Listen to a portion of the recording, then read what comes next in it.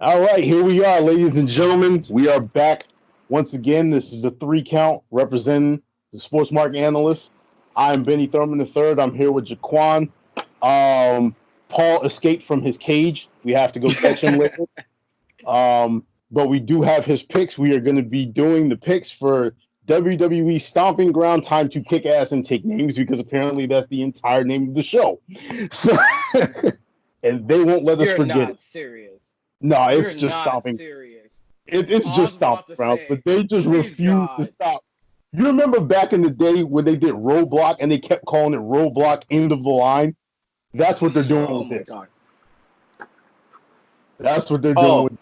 and a disclaimer. No, I do not have crabs. Y'all are not funny. Y'all are not funny. Yeah, all right. Let me I was clarify. Let me eating clarify. seafood. I went out with my family to have seafood. Okay? Ain't nobody got crabs out here. Y'all need to stop playing and stop cock blocking. Y'all play too much. Y'all play too much. Yo, see, let me clarify. All right, and this is where I grab Paul by the back of his shirt and the back of his pants and throw him completely under the bus. I said you were cheating on us with crabs. And he was like, "Oh, Jaquan has crabs." Y'all play too much. Ain't nobody got crabs out here. Chill. Oh man. But anyway, let's get into it. This is probably the most or least anticipated pay per view that I have actually seen in a long, long time. We got Well, 10 matches to get according to the through. Twitterverse, actually, this is one of the more anticipated ones of the year because apparently the younger fans of the Ruthless Aggression era like this style and the way the story's being told and these type of superstars. So it's very much that generation that's pushing this whole, I guess, new phase of WWE at this point because it's very much like the Ruthless Aggression era post like Invasion or whatever, where it's all these titles, all these like random characters. There really isn't any strong story. There isn't any strong teams. It's a lot of individualistic and random thrown together guys, which, you know, it's fine, but it's just one of those like, just don't mistake this for, we don't enjoy this because we're very much attitude and golden era type of people. But this Mhm. is very much like a Ruthless Aggression, new PG era kind of hybrid. And like, I guess you could see like Seth Rollins being like the John Cena, like Doctor of Thugonomics, John Cena-esque kind of role It's kind of at this sort of, point. kind of sort of. From what I was hearing, they were trying to, well, not even trying to, but what people are starting to try and associate Seth Rollins with, like the chair wielding Seth Rollins is quote unquote Austin. And I'm just like, no, get out No, of here. Austin raised a hell of a no, lot more hell than Seth Rollins did with that chair. not even that. As good as Rollins is, he'll never get the type of personality, persona. Like, I don't even know the word to put, but he'll never be that Austin type. Like Becky's Right. the closest we've had to an Austin type in a while, and they've had to taper her down. Yeah. So it's very much not a. He's very much more of an early Dolph Ziggler, Hmm. like Dolph Ziggler with Vicky Guerrero versus an Austin, or like a young Shawn Michaels. And I Hmm. say that not in terms of talent, but in terms of personality and connection to the crowd, Hmm. but not in terms of like, gimmick. Because his gimmick is very much like he's trying to be early Triple H, but if they're gonna do that, they need to give him Becky and have them be like a thing on Yeah. screen and do like the Triple H China thing. That's what they need to Although do. I don't really want that, just because of the fact that I don't want to turn this into let's repeat everything that happened in the Attitude Era. I would like them to take inspiration from it, but I wouldn't want them to turn that into the power couple type thing. Well, the way I see it is if you can do it to an effect that they've done with Adam Cole in the Undisputed Era and give him a faction Hmm. and not have him be goody two shoes, like the way that they had his faction with the Authority, but have it not be the corporates. Yeah. Because it's like if you can give him a DX that's not associated with the corporates and then you want to give Baron Corbin like a corporate ministry and really give Baron Corbin a faction, and for the love of God, change his damn ring attire. I'm for it.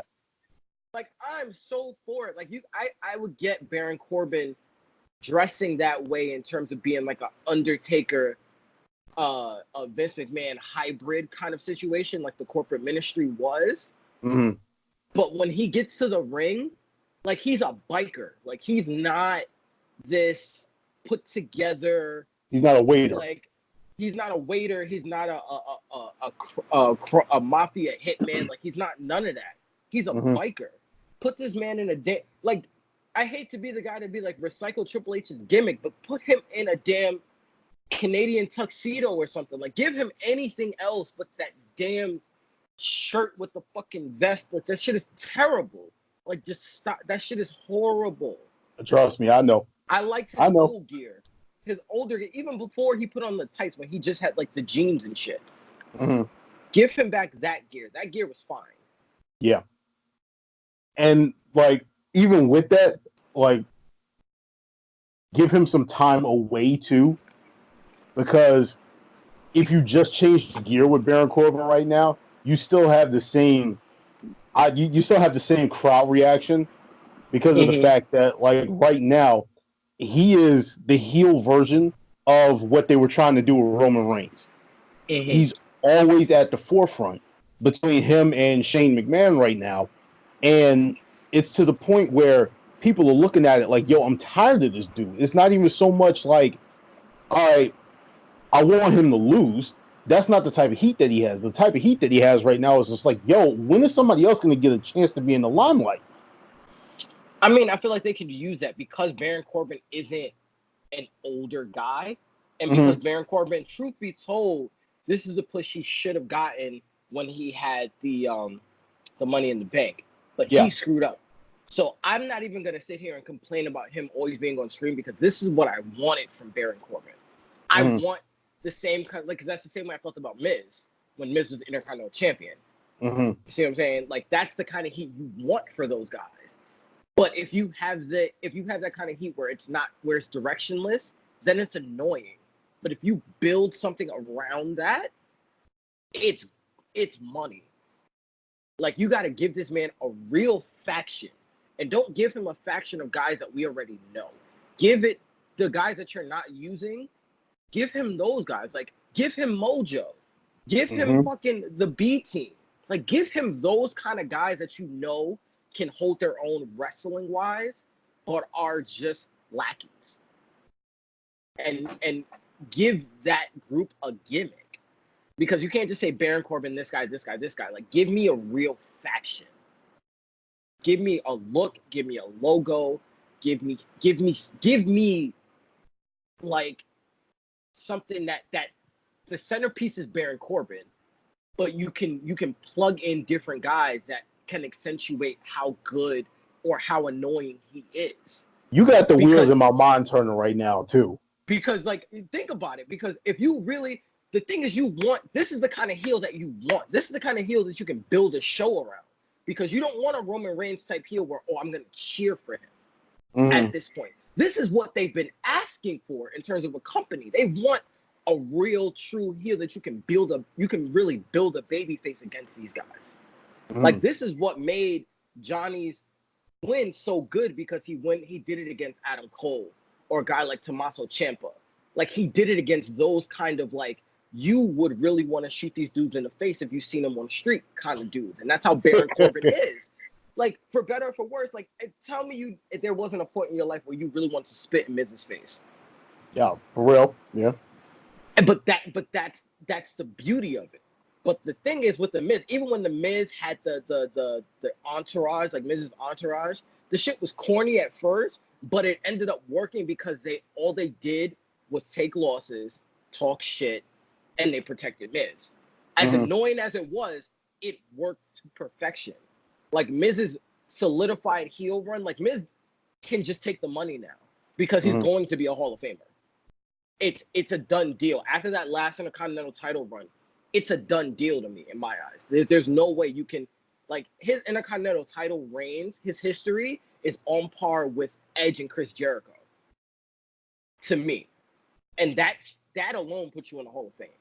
But that's what you have. You have all the ingredients to that for Baron Corbin. But Baron Corbin is an Undertaker-sized dude. So you have to almost look at, like, okay, what did we do for the Nation of Domination, for the ministry, for the corporate ministry, for those kind of guys who had those big figures as centerpieces. And it's like, you can't put a bigger guy around him. Like, you can't put a Braun Strowman around him. Because it's gonna like, okay, Braun Strowman taking L's doesn't make sense. But if he has little lackeys around him, where all these guys are good, and you're building these guys as they can take losses, but at the same time, we're still talking about the B team when we weren't before. I can see the B team winning a championship, but the problem is they're lost without a leader, because they're not a tag team that can stand on their own. They're not, Matt and Jeff. They're not Edge and Christian, where like you can pull them out of a stable and like, I'm just gonna have these guys. They aren't those kind of guys. They need to be in a stable, and they need to be in like a 4-person stable where like they don't get individual titles. They just handle the tag team, and they kind of round robin with different guys, so that like you can have like a what's his face, Bo Dallas and Mojo Rawley. I keep saying Mojo because Mojo, one, he just signed a multi-year deal, so he's locked in, and he two, ain't doing shit. He's directionless. He's directionless. Think about, like, remember what happened with Right to Censor? Right to Censor is a perfect example of like, you had a guy who was really directionless, who came up with his own really good gimmick, and they just added guys as he beat them, where it was almost like he was sucking them into like this cult.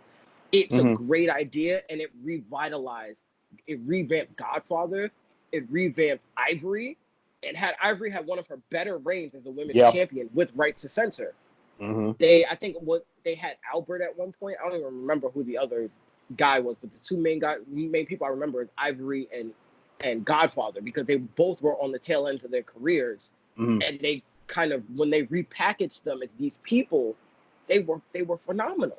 And Right to Censor like introduced a lot of people that I didn't even remember were with Right to Censor. So like they low-key built stars out of that movement. And Steven Richards, a guy that no one talks about as being phenomenal on the mic and a really good wrestler, cemented himself as like, he was one of the best faction leaders of all time. Like, he's up there with Triple H and Shawn Michaels and Farouk and all those guys. But that's what you kind of have to do with Baron Corbin, where like, in terms of taking him away, I understand what you mean. Let's not have him wrestle for like 2 months, right? Yeah. Let's not have him wrestle. But you have to keep him on the mic. You have to keep him at the forefront. You have to keep him building his guys up, like what they tried to do with Titus O'Neil. But the problem is Titus O'Neil in general is such a jobber that it's like, he was never believable as a leader. On top of the fact that he's a little bit on the older end of the spectrum too. So yeah, so it's not like you could really build around him. So, but with Baron Corbin is still a young guy. Baron Corbin has the connection with Mojo because both of them were in the NFL. And like, you could use whatever, like Baron Corbin has this natural biker thing where you can have him, be on the forefront. You can have Mojo like challenge him, and you can have it be let them have a match, and let it be to a point where Mojo just kind of like breaks down, and then Baron Corbin kind of like takes him into the fold, and then kind of like, then they can take him away as like, you know what, we got you. And then 2 weeks later, you reintroduce Mojo, you repackage him as one of Baron's lackeys, because they're doing this whole like mid card of doom with like Bobby Lashley. Those guys don't make sense with Baron Corbin. I can't deal with that. They don't. I cannot deal with that anymore. And as much as everyone hates Leo Rush was the best thing that happened to Bobby Lashley, because it made me care about Bobby Lashley. Now, again, as much as the women now don't want to be valets, we need valets. We need valets. I wouldn't even mind if Paul Heyman took Bobby Lashley under his wing, and you have Bobby Lashley and Brock Lesnar as a team, almost like a mini Paul Heyman faction. I wouldn't hate that. Or you put Bobby Lashley and Cesaro. Something for Bobby Lashley with Baron Corbin right now, especially because you're trying to push Baron Corbin and make me care about him. Mm-hmm. Bobby Lashley is too much of an established name. You can't do that. Yep. And you have all these guys sitting on the sideline where, like, say Baron Corbin, which I early prediction, I think Baron Corbin loses to Seth Rollins, right? Yeah.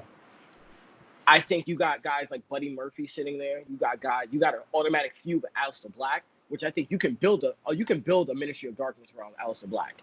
And they need to build the second coming of the Ministry of Darkness to a point where I want them just to bring the Undertaker out to anoint him as the new King of Darkness. I would literally, Undertaker would just come out and they're like, what the hell is he doing here?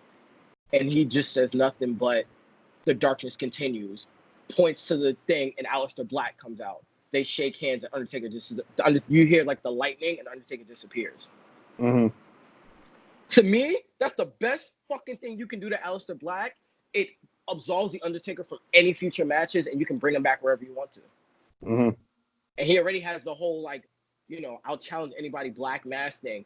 Aleister Black needs to be a heel. Let's keep it a buck. He needs to be a heel. And they need to protect the living hell out of that finisher, too. They do. They need to stop letting him just hit people with the fucking black mass left, right, and center, and them just pop up from the shit. Yeah. It was one of the things, and me and Paul actually went over this before as well. If you remember back in the day when Scott Hall was actually working as Razor Ramon, he would never use the Razor's Edge, the Outsider's Edge. He would not use it if he was going to lose the match. That's how much he actually protected his own finisher. He just refused to actually use it and have somebody kick out of it. He's like, because if this is going to be my end, this is going to be the end of the match. Like, I can't have everybody left, right, and center kicking out all over the place, which is one of the reasons why. And I know we getting like way all off with this shit, but think about WrestleMania. How freaking mad I got when Miz hit Shane McMahon on the freaking scaffolding with the Skull Crusher finale and still lost. I'm like, are you kidding me? That's why I can't even see Miz as the face, because it's a joke. Why I think they only did that because they were building Miz. I mean, they were building Shane, because notice, I haven't even seen Miz like that. He'll come out every now and again, but you haven't seen him. Because, again, he doesn't work as a face. He doesn't. I mean, especially not when you have him lose every match he has out there. This is ridiculous. He's not Daniel Bryan. Bryan. It's not believable. So I'm wondering where it is that they're planning on going with Miz, but I think because Maurice is pregnant, they're giving him some time off.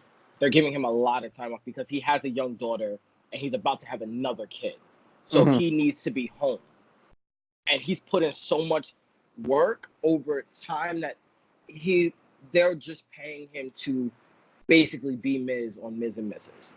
Which I think is perfectly fine because he doesn't have the kind of pedigree right now without a title to really build someone. Like a feud with Miz is not going to establish you the way a feud with Roman or a feud with Seth Rollins would do. It's not a thing. So I think with Miz, it's just a matter of, again, you got to keep him out of people's minds for now. And when he's ready to come back and his family's old enough or whatever, he can do that. But right now, Miz doesn't need to be. It's like guys like Miz and Randy Orton, those guys don't need to be around. They don't need to be there. Even AJ Styles, to a degree, doesn't need to be there. Because I feel like this is one of the things that you actually missed.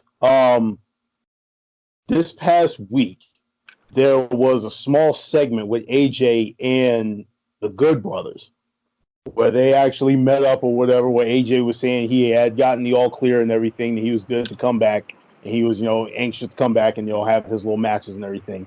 So the Good Brothers greeted him and everything, and he was just like, yeah, man, you guys aren't the same from what you were before. And he was just like, yeah, well, I want to see you guys be like the best tag team, in the world again.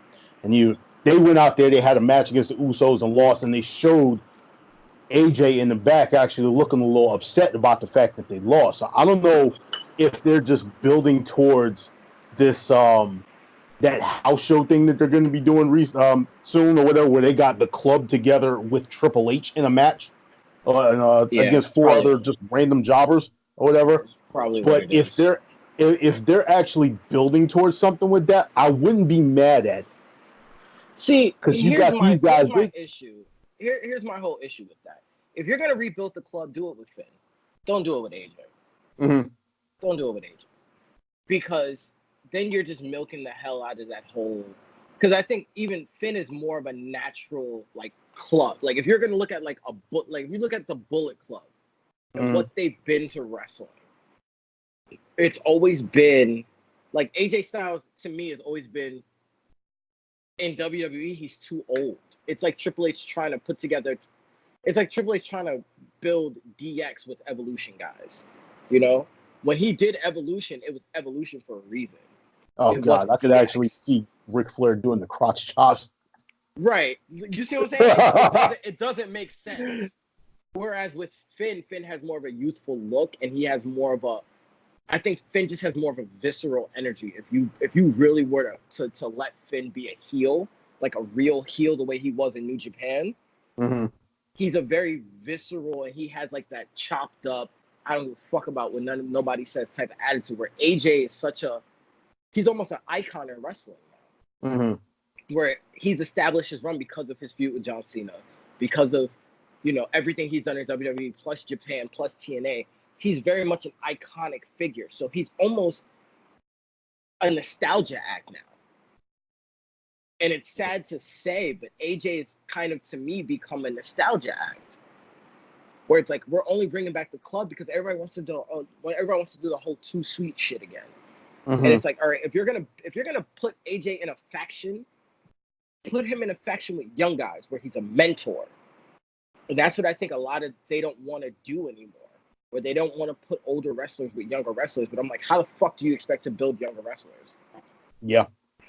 Like Randy Orton had his own trajectory going, but again, he was only at that point Intercontinental Champion. And you knew he was going to be a world champion, but he needed to do something to get there. Now you have all the world champions that are like 31, 32, 33. I mean, Intercontinental champions. We're like, that's cool, but why do you have older guys going after young guy titles? I Mhm. guess is the best way to put it. Like Randy Orton was like, he was a tag team, then he was a European. He took the Kurt Angle trajectory. But you can literally list out the names of like young WWE champions where it was like, there was Brock, Kurt Angle, Randy Orton. That's really like the three names that come to mind. All the rest of the WWE champions you look at all had it at either in the prime of their careers or towards the end of their careers. Mhm. Because that's an older established title. You don't put the world title on a young guy. You don't. Like, Roman and Seth, to a degree, they're the guys in their prime. That's why you Mhm. had them in a world title picture. But like the Intercontinental title on Finn doesn't make sense.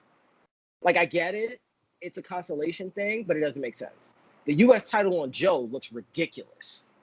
It Yeah. looks absolutely ridiculous because we all know Joe should have been a 2 or 3-time world champion by now. He Yeah. should be in the title picture. He should be a monster heel the way he was when he first came in with Triple H. Like if you're gonna put Joe in a faction, give Joe his own faction. Like Joe's doing this whole lone wolf thing for a while, but he's getting old too. Mhm. Joe's getting up there too. And you got a bunch of you got dudes like Punishment Martinez. You got dudes in NXT where it's like you're not doing shit with Joe now. Let him go back and let him be a mentor. Like let's see like some of these NXT guys go back and be like, we're not gonna wrestle, but like I'm gonna help this guy out. And then you're gonna see them kind of come out and coach them. And it's like it kind of makes you be like, okay, I want to root for Matt Riddle, or we're gonna do like a Matt Riddle flip in terms of character because we're gonna pair him with this guy, and then once we're ready for him to go, we have him cut out on his own and have a match with this guy that's a classic at a pay-per-view for no titles, and we just let him showcase that he's let the older guy put him over, and then the older guy goes to the main roster and does what the fuck he's gonna do. Mhm. Like it's not hard. For some of these older guys, taking a loss doesn't mean shit. Like Yeah. let's stop having let Triple H be COO. Like I don't need him in a faction. I don't need him in matches. I don't need him in any of that shit. I like his relationship with Seth Rollins now. Yeah. where it's almost like a I'm your boss, but I've also grown with you kind of situation. So Seth can come out and he can have a world title situation. Like, imagine Finn winning the title and then Triple H coming out and giving him a stamp of approval, a Hmm. la NXT. That makes sense. You know, the fact that Kevin Owens isn't doing shit is stupid to me. You have him in a tag match with Sami Zayn. For how the hell Sami Zayn hasn't won a singles title? Doesn't make sense to me. When Sami Zayn should be in that that Intercontinental U.S. title picture. Hmm. And right now you have what? I guess you have Ricochet and you have Samoa Joe. If Ricochet doesn't win, then the fuck are you doing? Why is Joe holding on to this title? This doesn't make sense. You see what I'm saying? Like, it's like you should be built like you don't need titles to build guys, but you need something. You need factions, you need teams, you need groups of people colliding against each other. That's how you had all those hot feuds. Where like if Hmm. there was a guy that was by himself, then he was just gonna get picked the fuck off. And that was the baby face that you wanted to root for because he was fighting against the factions. He was Yeah. fighting against the big bullies, or he made his own. And then you had a bunch of 3-4 man groups, and that's fine. And then the guys in the world title picture were by themselves. Those were the singles guys. Was the guys in the world title picture, and it's like, Hmm. okay, then you have a limited pocket group of singles where like then you could build the show around 5 guys. So those are the only 5 guys you're going to see in like singles matches, and everything else was tag teams and feuds with factions. Hmm. And then you had the singles guys and feuds because like think about how big the NWO got. They had like damn near 13, 14 people in the ring at one point. But all those guys, even if they didn't wrestle, still got TV time. Yep. You know? And now you have more talent, you have a larger roster, you have more access to do more shows. Like, I'm not understanding why you can't take the blueprint of what has worked. And we're not just talking about like one era. We're talking the golden era, it works. Hmm. The attitude era, it damn sure worked. Yep. The modern era, it works because look at Dolph Ziggler with Big E and that whole thing. Yep. You know, look at the Shield. The Shield should have been so much bigger than 3 guys. It doesn't make sense that they only stopped at 3 guys. Well, that's one of the things that gets me about today, and it seems like established factions for some reason, like with a full on name and everything to them, for whatever reason, they just don't believe it can go over 3 people. You look at the New Day, you look at granted, Undisputed Era kind of breaks that up or whatever, but that's in NXT. That's not your main roster stuff. But I And mean, you look at the Shield too. even with Undisputed Era, though, they were already established, and they played on the fact that Roderick Strong was in what's that other promotion? Uh, God, what's the other promotion? Ring of Honor with them. Hmm. They talked about it. Like they talk about these guys being from other eras or from other companies, but they never use this. Like they say Sami Zayn and Kevin Owens have been fighting forever, right? Hmm. Kevin Stern has also had a lot of like he also throws his support around. Even you can even use fucking Twitter for this shit. Yeah. Like Kevin Owens has a relationship with Adam Cole, has a relationship with Undisputed Era. He's not doing anything. Why is he not down in NXT helping out Undisputed Era? Like I don't understand this. He's not doing anything anyway. Well, right now, what I think they're doing is they're gonna, and again, you gave away one of your picks. I'm about to give away one of mine. I think that once Kofi beats Dolph Ziggler, that Kevin Owens is gonna step back into the spot where he's gonna be challenging for the title. The only reason why I think he Stupid. wasn't in there in the first place is because of Saudi Arabia, because he didn't Again, want to go, thanks to Sami Zayn not being able to go over there and compete. So they had to have somebody else and bring them in to actually compete with Kofi because they have to have the championship on the line. And then at that point, let's just call Dolph Ziggler in. But that goes into a whole nother thing with me and the Kevin Owens story that pisses me off to no end. Whereas, why did they break up the Kevin Owens New Day as quickly as they did? it doesn't make a lot of sense to me because the New Day. Let's keep it real. The New Day is a black faction. It's all we have and have had since Nation of Domination. Mm-hmm. New Day as heels doesn't work. Nah. Even though they were really good as heels, it naturally doesn't work to the characters that are at play. Now, the way I see it is everyone wants Big E to break off and be the single star.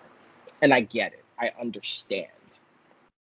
But that's the wrong route to go because they've already established it where like these guys are so tight knit and you see how bad the Shield was affected by them breaking up the way they did. Yep. Like as much as you can do all these reunions, the magic never came It's back. not the same. Mm-hmm. It's just not because like you're waiting for someone to turn heel now. And it's like for them to say Big E's gonna turn heel makes no sense to me. Nah. It could be a situation where like Big E's like, I need to go off on my own and he willingly leaves the group. That makes more sense because that's more to their dynamic where Big E willingly leaves. He doesn't turn his back on anyone. Where he could just be like, yeah, we're still friends. We're still tight. It's just a matter of we're just not in this together mold anymore. Yeah. And I would respect that. But then I also would kind of respect, like, then they can bring in a guy like Apollo Crews. Mm-hmm. And Apollo Crews, his look, his athleticism, his style makes sense for the New Day. It makes sense. Am I wrong? No, you're not wrong. My only thing is how would he mesh personality-wise with the rest of the group? Because you haven't seen enough of Apollo Crews. Or no, let me put it like this. I haven't seen enough of Apollo Crews to say that he would be able to fill the role of being a part of the New Day because he would always be compared to Big E.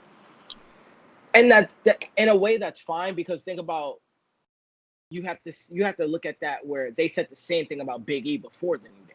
Mm-hmm. They said he couldn't be a main event star because he didn't have personality. He didn't have mic skills, which Big E even came out and said was like they told me I couldn't be anything because I didn't have X, Y, and Z. This group proved that I had it.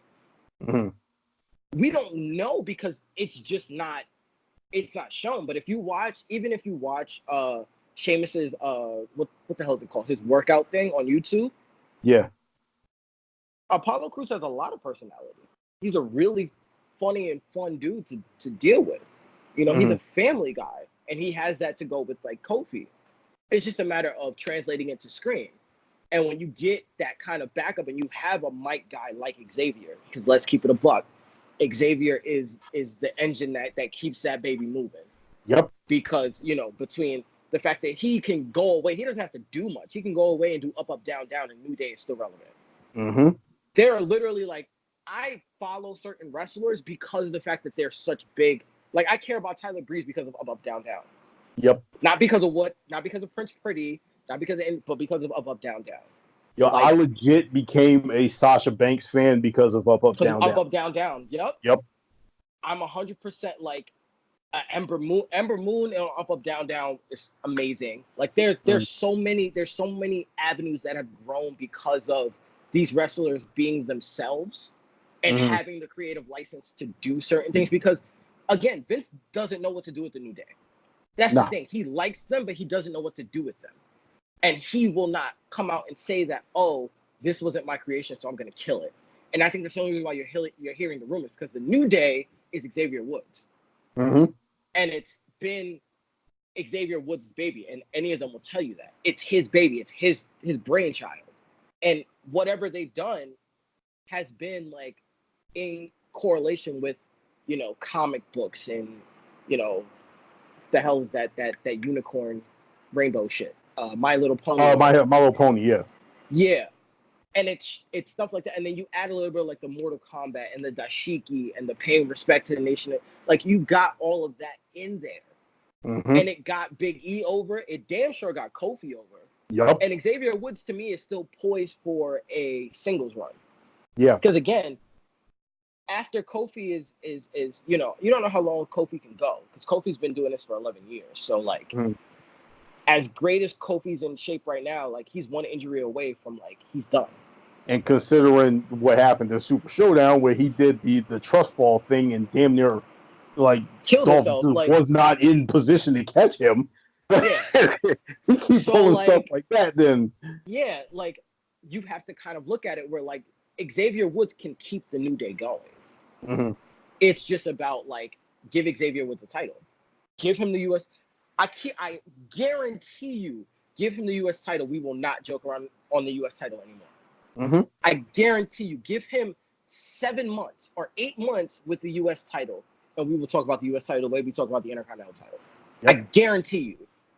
But do they want to do that? No. For what?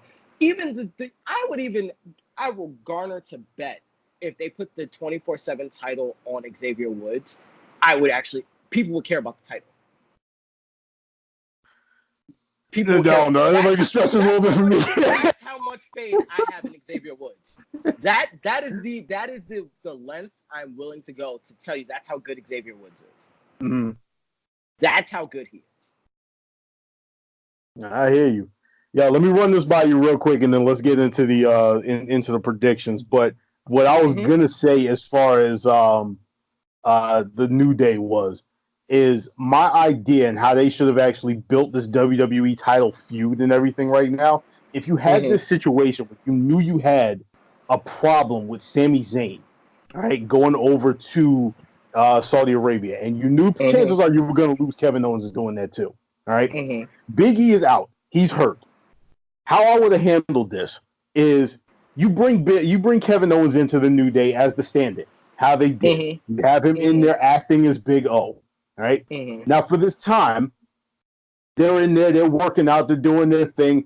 You know, Kevin Owens he's actually doing his part, being the actual face Kevin Owens that he was, and he's kind of sort of fitting into the group. Big E comes back a couple of weeks ago. At that point, you could have, Xavier Woods and, Kofi Kingston be like, yo, KO, we appreciate everything you did for us, but, our brother's back. Thank you for your help, man. And then they go on about their business, and now you got Kevin Owens on the side like, yo, y'all gonna play me like that? That's how we gonna do that? And then is when you turn Kevin Owens heel.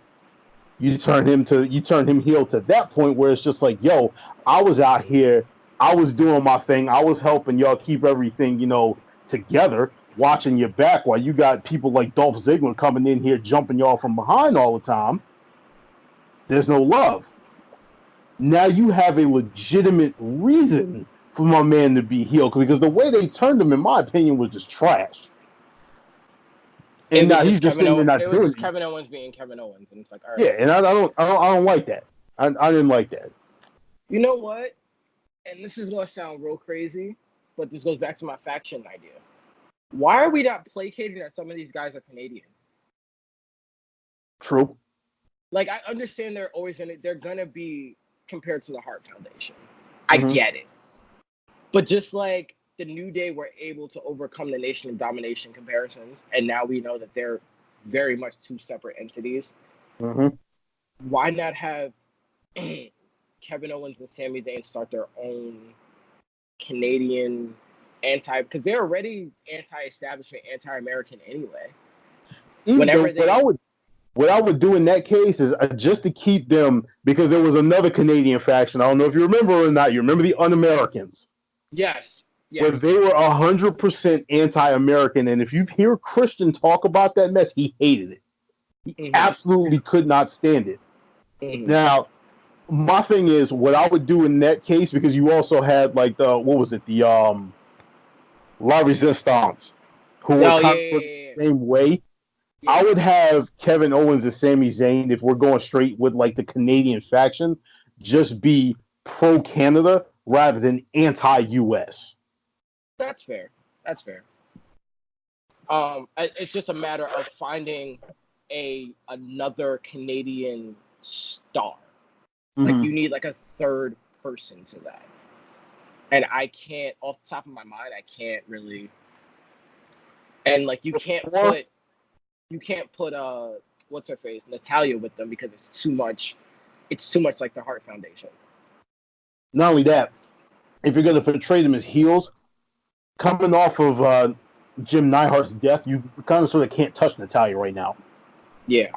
Even though I will say her doing the Hart Foundation would be a great idea. Her to reestablish the Hart Foundation within the would she bring in though? Dana Brooke, 100% Dana Brooke. God, who the hell else they got going right now?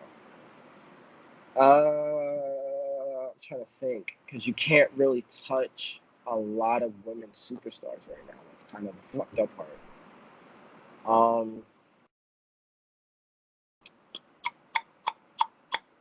Only one that comes to mind right now is Dana Brooke. Well, I would look towards like people that she trained and stuff like that. I don't know names off the top of my head or anything like that. It's just a matter of I'm thinking to myself. It's hard for me to really name the roster because it's like, again, you have the 4 horsewomen and Ronda Rousey's on hiatus, and that's the the one that you know. You can't touch Ruby Riott, Sarah Logan, or Liv Morgan right now. Hold up. Logan is maybe supposedly teaming up with the War Raiders. I hope if they do that right, that is going to be the Legion of Doom all over again. This is coming off. Right. This is coming off of a tweet I was listening to. I believe it was Cultaholic. They said that she put some tweet out there, and the tweet ended up with like, "I'm about to raid the women's division." So like the feeling right now is the fact that like she's gonna actually go full, Viking Raiders, War Raiders, whatever you want to call them right now. It would actually make sense in terms of when she was on Up Up Down Down, she had the tattoo going down her neck. Mm-hmm. Like she had the painted thing where it's like it's not even like out of character. She doesn't have it, like it's there. Mm-hmm. She's got like the hair in. Honestly, it works. But if you're gonna do it, they all have to be together at all times. Like she has to come out with them, they have to come out with her, kind of thing. And to me, that would start a chain reaction of like all these unestablished tag teams that just don't have anything going on. They could be valets to women and vice versa, where it's not like a situation where the women are just talking for them and that's it. It's a situation where it's symbiotic, because if you put Naomi with the Usos again, you start to care about Naomi a little bit more. And the Usos, like you have that kind of like that family dynamic, and then you could put Tamina with them. Mm-hmm. Like you could still do that and just have that be a faction right there. Like they were using the whole like hashtag bloodlines thing with like Roman and all those guys. You could really use that as like a real faction, and they don't have to always be together all the time. They don't. But they can open a show with a fucking promo, since you already have the wild card rule. Mm-hmm. Like they can all of it come together and be like, you know what? You guys wanted it to be this, blah, blah, blah. And they all just come out with like, you can have the Uso gear with like a bloodline going through it. You can have Roman's gear with just like a red stripe going through it. Like you can always have something there to say that they're a part of this faction and just have them be a faction. But that doesn't change the storylines that you have outside of the fact of Roman no longer gets jumped by Drew McIntyre and Shane. Shane gets super kicked by the Usos, or Shane gets super kicked by Naomi. Yep. Like you can use that, where you can use Tamina to press Shane, and Shane's just like, oh shit, okay. And then at that point, you elevate Tamina to where she doesn't have to wrestle; she can just be there. Or to the point where people actually care about her. Yeah, that's what you want. As long as she's not in the match, I don't care. Just if you have her do a couple of things where like she's cracking somebody over the head, she's kicking somebody in the face, and like you have her watch Roman's back, where she's there with Roman. Mm-hmm. Because at this point, Tamina's another one that's up there in age, where she can't do as much. So you have her, and she takes kind of the heat off of Roman a little bit. And it's almost like a family thing where like they come out and he does his thing and they just dap and that's it. Mm-hmm.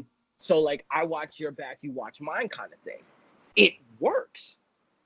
If they do it right, it works. And then on top of that, it can trickle down to NXT where like you don't always have to, like, even with Undisputed Era, like even if you just want to take Adam Cole, you want to take Roderick Strong, you still have Marina Shafir right there. Yep. Plug her in, keep the motor going. Yep. And then you still have the 4 horsewomen, where you can have Marina Shafir, you can have the 4 horsewomen and the Undisputed Era be one big ass faction. Mm-hmm. And at that point, think about the possibilities in that. You talking about Undisputed Era really running the table? Mm-hmm. That could be something special right there, where you have the men and the women's division on lock by Undisputed Era. Yep. And think about it this way: then you can, you have the four horsewomen as like a sub faction, but then they all could still have the Undisputed Era thing. Mm-hmm. Where like Ronda Rousey with the Undisputed Era is dope, and that way she doesn't have to talk. Shayna Baszler makes sense with the Undisputed Era if Marina Shafir is there. Mm-hmm. Like Shayna having backup and then having like her quote unquote like brothers or bros or whatever makes sense. If Ronda Rousey's husband ever makes the transition, that's a natural transition for him to just be a part of the Undisputed Era. Bro, that is legit death for anybody who gets in the ring with him. But that's what I'm saying though. Like it makes like you simultaneously are building you have all these building blocks in place if you just pull the trigger on it. And then it makes less work for the writers, it makes less work for everyone because the stories write themselves. Yep. And at that point, Sasha Banks can come back and you could really have an anti-WWE faction. Mm-hmm. Am I wrong? Like you can have Not wrong at all. disgruntled guys and you can have Sasha Banks be a spearhead. And you can have Bayley kind of like, oh, I don't know, I want to do my own thing, but you're still my friend. So like you can still have that dynamic there, but then you could just Sasha Banks come back full on boss to a point where like she takes these big burly guys from NXT. Like she could really debut what's his face? Keith Lee. That's the first name that popped in my mind. Keith Lee. I'm looking at Punishment Martinez or something Priest, whatever the fuck his name is. Damian Priest, yeah. Damian Priest. You got that guy they just signed from the Indies, Swerve. Oh God, this black dude with dreads. He was killing on the Indies. It starts with an S. I have to look it up. I don't know who it is. If anybody watching this video knows who I'm talking about, I know he's in the Knockouts tournament. The new Upstart tournament in NXT, but he's under like Shane something. Shane. Oh God, the hell's his name? Shane Strickland. Change his name because I would literally kill him just because his name is Shane. Shane Strickland. That's his name, Shane Strickland. They changed his name in WWE, but like, then you have you can have Sasha be anti-WWE and be like, just everybody, you guys want to screw me, you guys want to do this, you guys want to do that, blah, blah, blah, blah. I'm only here until my contract expires. And then you play off AEW's hype. Because then you use it for the show, because now people are going to tune in and be like, yo, is anybody else going to come back? Because now Sasha Banks has like this anti-WWE thing. You just said something, and it actually just, made me remember something from the Jon Moxley interview, where he was just like, if you give it, Vince will turn a noun into a verb, quote unquote, or he'll turn real life into a story, whereas he wanted Jon Moxley to do these different promos and everything, and Moxley was just like, no, I'm not going to do it, and he put his own spin on it and all this other kind of stuff, and Vince came back with this whole verbatim thing that he wanted Moxley to do. Next thing you know, you had this situation where Elias, this past week, was actually cutting damn near the exact promo that he was trying to give Moxley to do right around the heel turn time, where he was talking about, people smelly and all. He was trying to call out all this stuff. So anyway, basically what I'm trying to say is you could actually bring in, like they went out there and they did this whole thing for Ambrose as he was on his way out the door, his farewell tour. His contract is running out. You can actually turn that into a story with your Sasha Banks. And you could just have Sasha Banks go. She's like, I'm gonna go back to my roots, and then she comes back with like the old Sasha Banks thing, the old Sasha Banks gear, like the old boss, straight up. I don't care about you. I don't care about your friends. I don't care about anything. And you could just have it be like, you know what, Bayley, I love you. Good luck, blah, blah. And the only person that she's actually cool with in the company is Bayley. Like you keep that, because if you ever want to have her wild card and go to SmackDown or whatever, you could do it. Like you can pull the trigger on that anytime. But then you start to see her talk to different people backstage about, like, you can have her talk to the Revival about not wanting to be in WWE anymore. You can have her talk to the Good Brothers. You can have her talk to AJ Styles. And like then at that point, you don't have to flip everybody. But then, you know what? You have like situations where like people are gonna come out and defend WWE, obviously like the heels or whatever. Guys are gonna Bring in come your out Liv where, Morgan. yeah, Liv bring in Morgan's Liv another Morgan. one. Buddy Murphy. Mm-hmm. Not And you on can have, TV. yeah, that's what I'm saying. And then you have all of these disgruntled guys where they just start fucking up matches. Mm-hmm. Because it's like you're gonna throw on random 6-man matches anyway. Why not have a couple of these people jump the barricade, a la Kaz and Enzo, and just start beating people's ass Mm-hmm. to a point where like you start getting the commentators involved, where like you'll kick the shit out of fucking Michael Cole out of nowhere. Because I know a couple of people want to do that. Oh, I've yeah. heard it. A la the Have Nexus Michael, back in the day. yeah, like have it be Nexus WCW Invasion, but have it be like a home. Like Vince has this thing where he wants his homegrown, this all to be his idea. Mm-hmm. Why not do it that way? Why not? Because you're going to transition to Fox anyway, where it's going to be more sports oriented regardless. So why not go out with, in terms of storylines and chemistry, why not go out with a bang?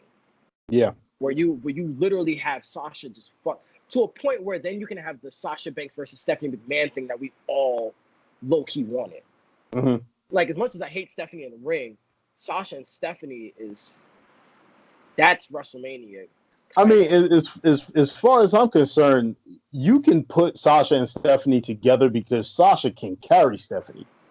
You don't have to worry about her.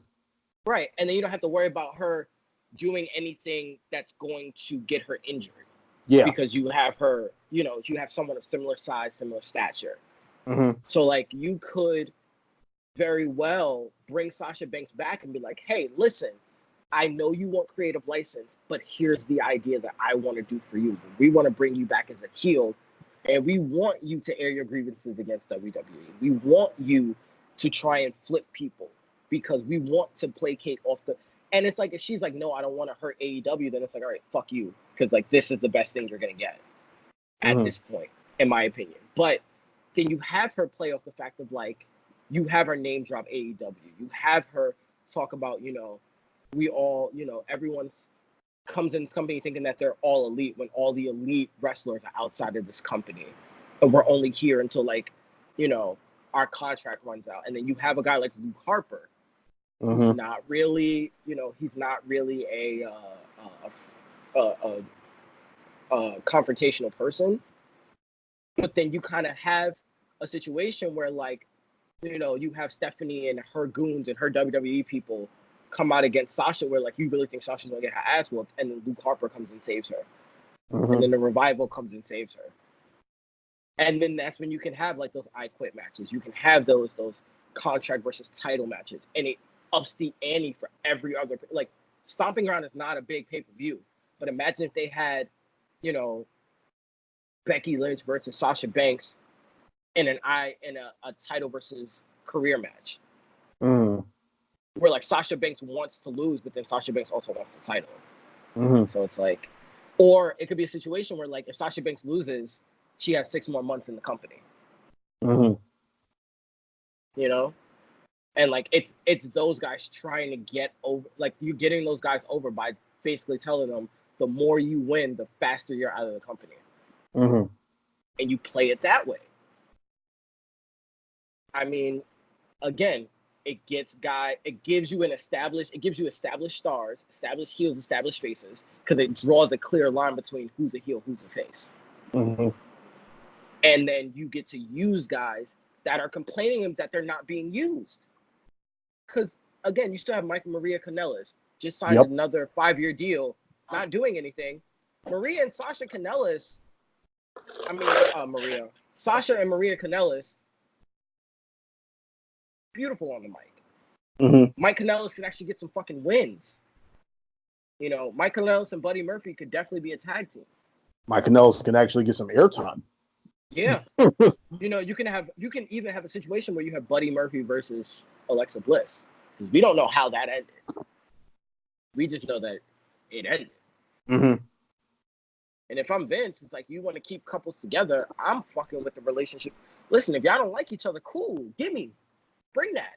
I want that. And then you can even go as far as to then bring Paige back. Instead of her and these damn Kabuki Warriors. No, not for a wrestling situation. but as like then everybody doesn't like the authority figures, but then you kind of have Paige as like a mic for either WWE or anti-WWE, like whatever you want. But she's WWE made.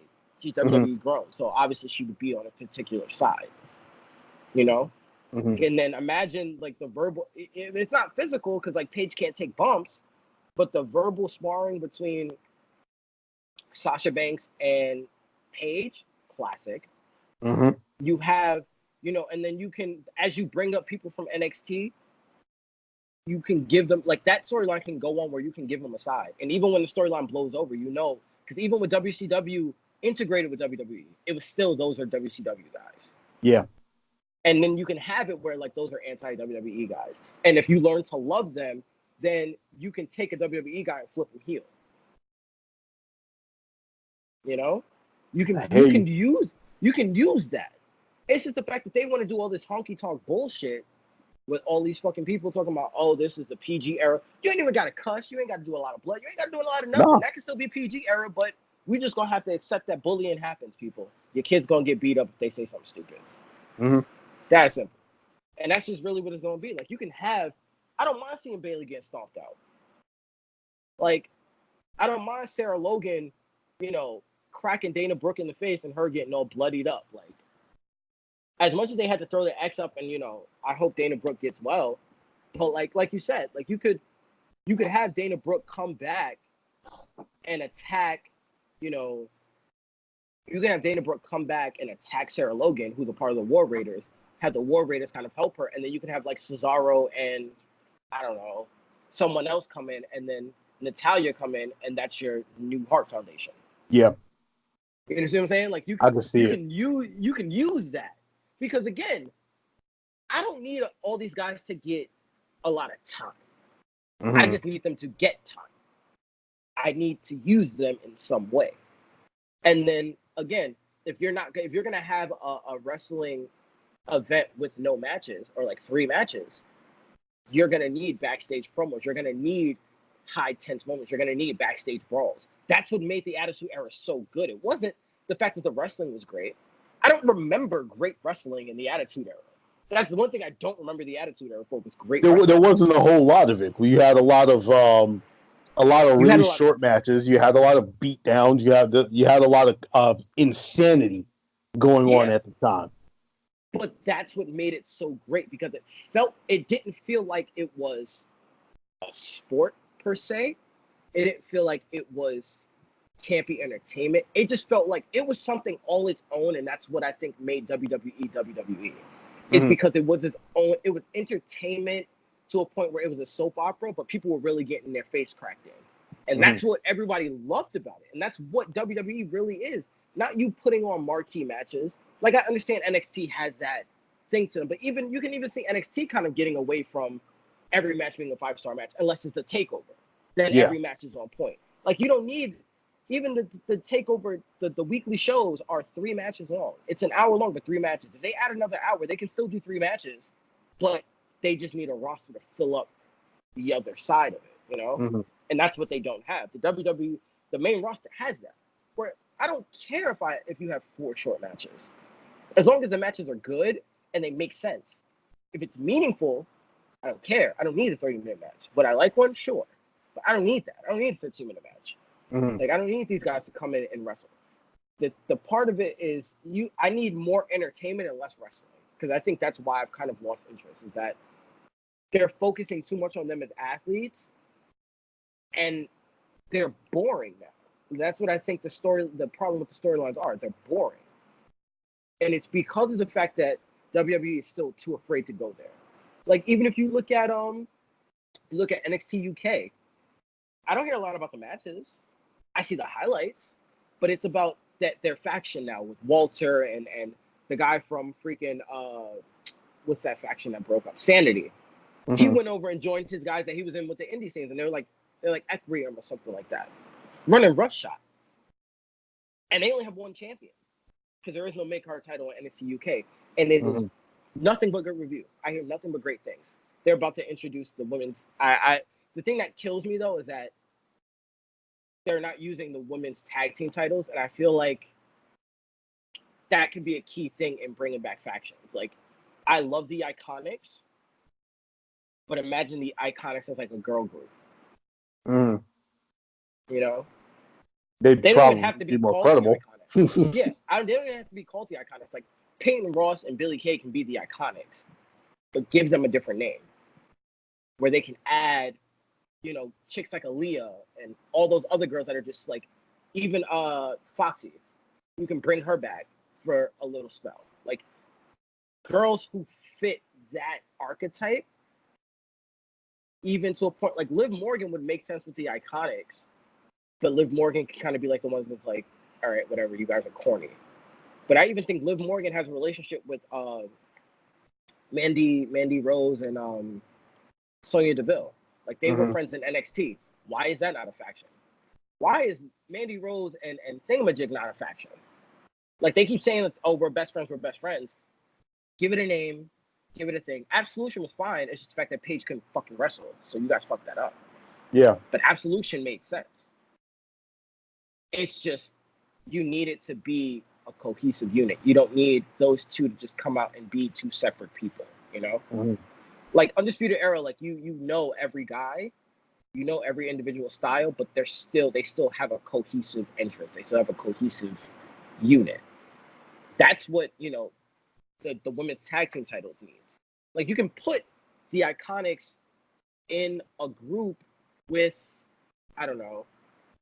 See, I would say Tyler Breeze because he'd be perfect, but he's on NXT now, along with Fandango. So you need someone of that mold. You know who I would throw them with if they weren't already retired? Is the Bella Twins. Yeah. And Nikki already said she's not wrestling anymore because she has she can't. She has like a cyst and hernia. She has all that other. But I mean, in terms of guys, like if you're gonna put them with a male, like I would put them with whoever you would put with the US or the Intercontinental title. I would throw them with like I was actually about to say Bobby Roode just because of his character. But yes, I could see it. You know who would have been the perfect fit, but it won't happen because I don't want this person to move up? Velveteen Dream. Yeah. Holy, oh God, yes. Oh Jesus. my God.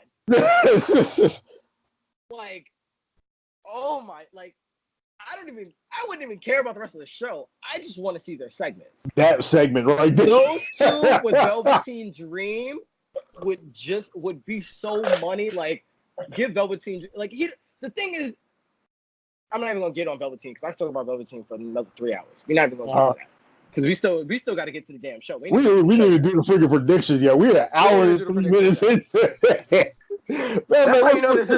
There's so much to talk about with this company, and there's just so much wasted potential. And the mere fact that we haven't been able to get together as a group actually is making it that much worse. But yeah. I hear you, man. I hear you. Let's start it off real quick with the most unanticipated match of the night. We got Roman Reigns versus Drew McIntyre. Paul has Drew McIntyre. Who you got, Jay? I got Roman only because I know that they're continuously building Roman right now. Mm-hmm. Because I know that they're gonna put the title on him. We all know they're gonna put the title on him at some point. Which title? I don't even know anymore because of that wild card rule. So I have no idea. Mm-hmm. But I don't feel like Drew McIntyre. I don't believe in Drew McIntyre anymore. Not because of Drew, just the way he's booked. I don't think that they're booking him strongly.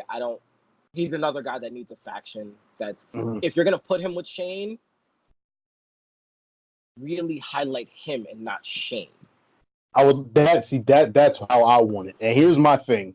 I got Drew McIntyre for this one, but I got it for a different reason. I got him winning with help from Shane McMahon because if he loses this match, here's what you basically have. You have, within the span of 3 weeks, Shane McMahon beats Roman Reigns. Roman Reigns beats Drew McIntyre. How the hell does that make Drew McIntyre look? If it's a situation where Shane tries to interfere and ends up screwing over Drew McIntyre, it works. Shane screws Drew. The only way I would want Drew McIntyre to lose this match is if that happened, like Shane interfered and ended up costing him the match, and then you can break the two of them up. Have Drew McIntyre Claymore Shane's face off. I would love that. That's the only way I would want him to actually lose this match, because anything else tells you that you cannot, not that you won't, that you cannot push Drew McIntyre just because of the fact that you have him losing to a guy that just lost to Shane. Yeah. If Shane goes in there, say he helps Drew McIntyre win that match, then you have a rematch where you can then put Roman Reigns over, and then on top of that, build towards Roman finally taking Shane McMahon out and putting it into the stupid best in the world character. That's another huge messed up. Yeah, I can't even begin to get into the level of disappointment that I feel for the WWE, and I can't even get loud about this because it is just, it's heartbreaking to me. I know that one, that they couldn't do this when Shane was younger, because a younger Shane, I would have loved this. Oh yeah. Shane now, no, absolutely not, because Shane Shane. Okay, you got this thing where in the WWE, is not even just in the WWE, in pro wrestling in general, there has to be a suspension of disbelief. All right, we know that the Undertaker cannot use magical powers. All right, but the mere fact that he comes out there and he can control the lights in the arena, that every time he shows up, that there's smoke that comes out, every time he raises his arms up like this, that something is getting struck by lightning, we're just like, okay, that's the Undertaker. Fine. All right. But what I can't sit up here and agree with is the fact that you have Shane McMahon, Mr. out of breath by the time he gets to the ring, super sweaty all the damn time, and winning matches by sweat and sweat alone. Dude, you're not beating these guys, all right? I don't care how much you try to tell me that Shane McMahon is a good wrestler, how much he's been training in MMA. No, just stop. Just stop. It's not a thing. And the mere fact that he's sitting up here taking up out of the 5 hours of TV that you have during the week between Raw and SmackDown, he has 45 minutes to an hour damn near every week. That's insanity. That is absolute insanity. And then on top of that, if you're going to go with this ridiculous notion that this is going to be a thing, why use Drew McIntyre and not someone who actually needs the run? Why use Drew? You don't need Drew. You really don't. If anything, I don't even know what the hell show Drew McIntyre is even on at this point. I can't keep up. Raw. He's on Raw. Why not? The only reason why I know that. The only reason why I know that is because Roman is actually supposed to be on SmackDown. SmackDown, yeah. So why not have Roman? Why not have Drew McIntyre versus Samoa Joe for the U.S. title? Because for whatever reason, I understand they don't like doing heel versus heel. But that's the thing. It's not even about heel versus heel. It's you have Drew McIntyre's whole thing is, I want to make the WWE competitive again. So I'm gonna literally walk into the yard and I'm gonna punch the biggest dude in his face. That's Samoa Joe. I have to reestablish myself, even though he is a former NXT champion and we don't want to talk about it. Yeah, I know. Why not have him? If you want Joe to get off that U.S. title, I'd rather it be on Drew McIntyre and have him not care about the title. And for him to beat the crap out of all these guys that really, really, really want the title. And then you have a guy like Ricochet beat him for the title, because then you build Ricochet. And then you can simply just move him on. Because while he's waiting for all these guys to get done, he's punching the main event guys in the face. And you can have him lose the U.S. title by interference from one of the main event guys. That way, he still stays strong. He moves seamlessly into the Universal title picture, and you Mhm. put the strap on someone that you want to establish as a star later. Much the way they did with Ricochet in NXT, Yep. where like Ricochet puts on a suit, it's a different character, and that's who Mhm. they need to build the U.S. title. Because Ricochet versus Bobby Roode works. Ricochet versus Apollo Crews works. Ricochet versus half of the jobbers and the squad guys works, because Ricochet is so small and so electric that his character gets him over. If you give the man a mic, he's dope on the mic. Give the man a mic. Give him a backstage interview. Have him come out in that fly ass red suit he had when he had the freaking North American title, and Mhm. have him do the U.S. Open Challenge, but have it be like, I'm not gonna wrestle right now, but I'm gonna come out in my suit and I'm gonna lay down the challenge, and I'm gonna come back later tonight, and whoever takes the challenge takes the challenge, and you Mhm. can open up the show like that. That's fine. You have his history with everyone else. Mhm. You have his history with Cesaro. Yep. Much as we've seen Cesaro, Now, my thing with that, not to cut you off, my bad though. I don't want them to burn that out. I don't want them yeah, to burn that out. I brought up something to Paul last week, and mm-hmm. this is something I heard, so I can't take like 100% credit for it. But here's your Kofi and your Dolph Ziggler, the two of them. Not even talking just the modern era. I'm talking in the history of the WWE as a whole. Have had Mm-hmm. more singles matches between the two of them than any combination of wrestlers in history. Wow, wow, I don't want Ricochet Cesaro to get to that point, right. because it's just like when you're looking at Kofi and Dolph, like we're going to be like talking about them a little bit later. Now you're looking at it like, yo, like we've seen this match. This is ridiculous. I Well, don't want them to get to that point with them. if you're gonna do that, then I would say, I need to really look at the roster again, Mm-hmm. because I can't really even tell you who's on Raw, who's on SmackDown with this damn wild card rule. So Mm-hmm. I can't really tell you. But then you have Cesaro come out, you have Cesaro cut a promo when he's on his way walking down, because Cesaro likes to talk. He likes to talk Yep. smack. And remember how Rey Mysterio just knocked the guy out and ran to the open challenge? Yep. You have a situation like that where he gets cut off by, say, a Matt Hardy or something. Yeah. You know what I'm saying? And then instead of them doing it where like, oh, I'm gonna fight tonight, you have Ricochet be like, you know what? Since both of you guys think you have a claim to the throne, why don't you two guys figure that out? And I'm gonna go sit on commentary. And then you have another guy come out, and you have another guy come out. Then you have a fatal four-way right there. Yeah.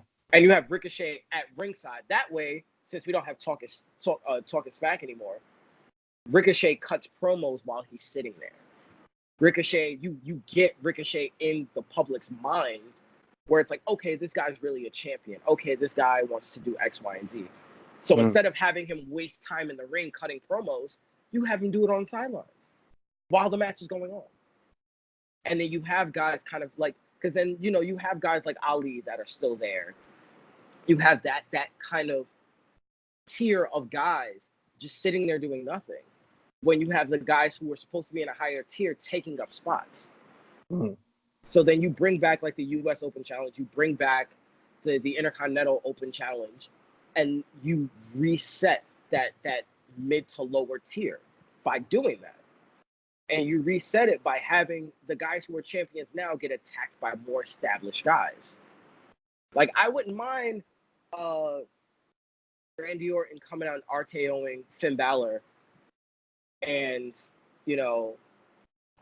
costing him the Intercontinental title to, say, Aleister Black.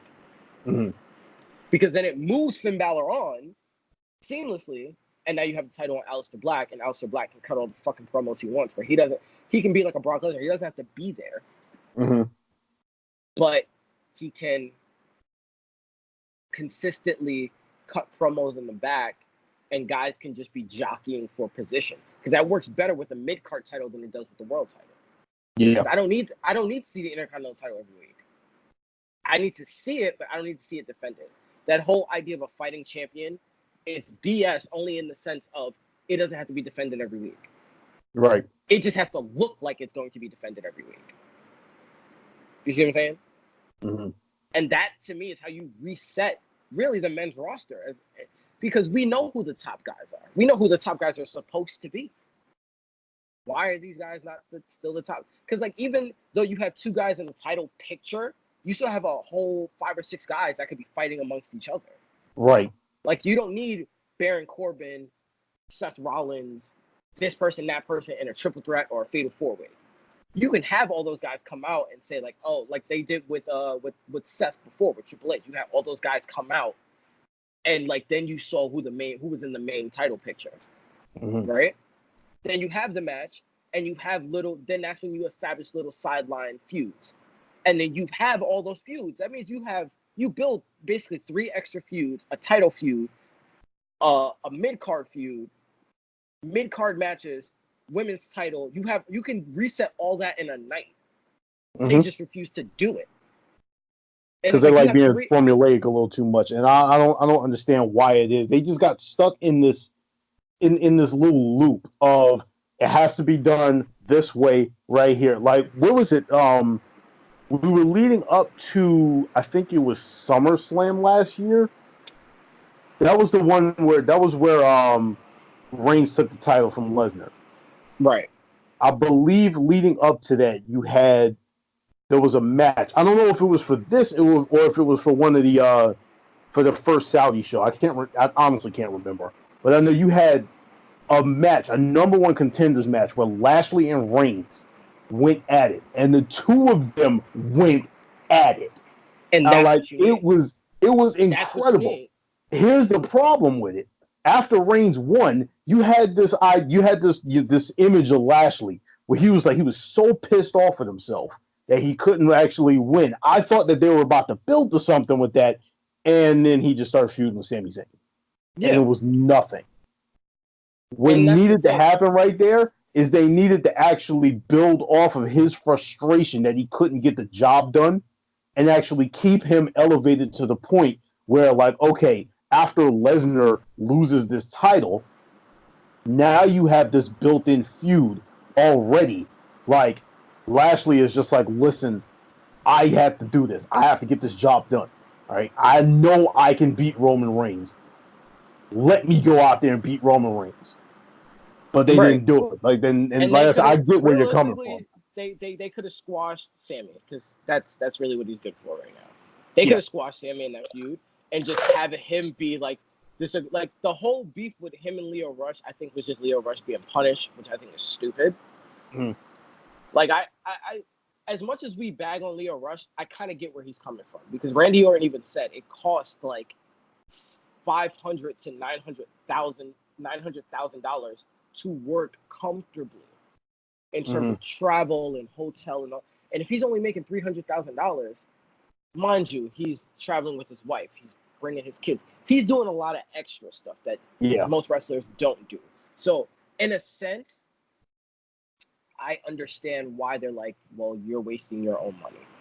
But on the other end, I understand where Lio Rush is coming from, where he's like, I'm not going to bring water for this guy. He's that rookie on a team where, like, he doesn't want to be Rookie Hayes, because it's like, I understand I'm small, but he has a Napoleon complex. And I get it. You're not going to want to be someone's bitch until you, quote unquote, establish yourself. Because Lio Rush is never going to, quote unquote, establish himself because he's too small. As great a wrestler as he is, he's never going to be that guy. It was the same issue with Enzo. But, again, I think that's just the politics of WWE that I don't agree with, and I will never agree with that. So, like, I'm partial to Lio Rush only because of the fact that I understand where his head is at, and he's like, I'm not nobody's bitch. And with the life that he's been through and his story, I respect the hell out of him for doing that. I understand that there's a set of rules that you have to follow and all this. I get it, but at some point, those rules become archaic and stupid. Yeah. And it's like, if some guys don't want to do that and they don't want to be locker room guys like that, they shouldn't be punished. If you don't rock with them, then fine, you don't rock with them. Like, okay, fine, cool. If he rubs people the wrong way, then okay, you don't got to kick him out the locker room. Just don't kick it with him. Like, just don't associate with him. Like, it's not that hard. This is not high school where you're going to kick a guy off the team because he didn't bring you water. Like that shit is stupid to me.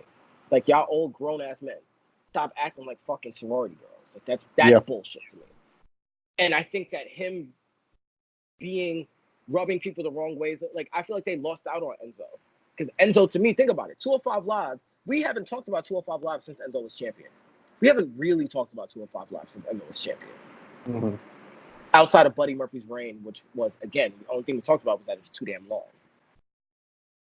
But, you know, Leo Rush on 205 Live is still phenomenal. But he just rubs people the wrong way, quote unquote. So what? He's probably one of the more talented cruiserweights that they have and one of the best mic guys that they have. Suck it the fuck up, stop being a bitch. That's just me. But I say that to say that, like, the way they treated Bobby Lashley at that point was what broke his push to me, what broke his momentum. Because as much people like, oh, I don't like Bobby Lashley, I don't like this. So what? You're not supposed to like Bobby Lashley, just like you're not supposed to like Baron Corbin. That's good that you don't like him. But like you said, because he's so angry, because he's this, he could have run roughshod through the tag division, through the mid-card division, just have him absolutely decimate these guys. And people would have complained that, oh, they're putting him over, blah, blah. He's not in their same tier, so it doesn't matter if they lose to him. It's like they're supposed to lose to him.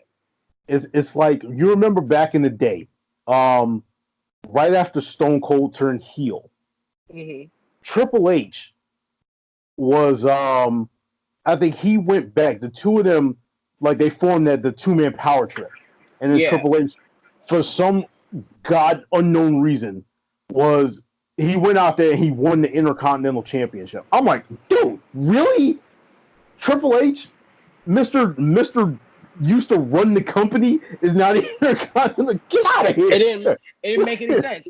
But it ended up being really cool because they had all the titles. And it ended up working out really well. And it made sense because of the fact that at that point, Triple H was just like, yo, you guys are a level below me. So it was just like, yo, this dude just came from up here at the main event tier. He came down to the mid-card and just wiped the floor with everybody. So how are we going to get this belt away from him? We're not. Yeah. It should have been the exact same way with Lashley. But when Lashley finally did end up becoming Intercontinental Champion, it was just like, okay. I don't care. I don't care. Not to mention, he didn't even beat someone who was worth beating. I don't remember who the hell he beat for the title. I think he beat Finn Balor.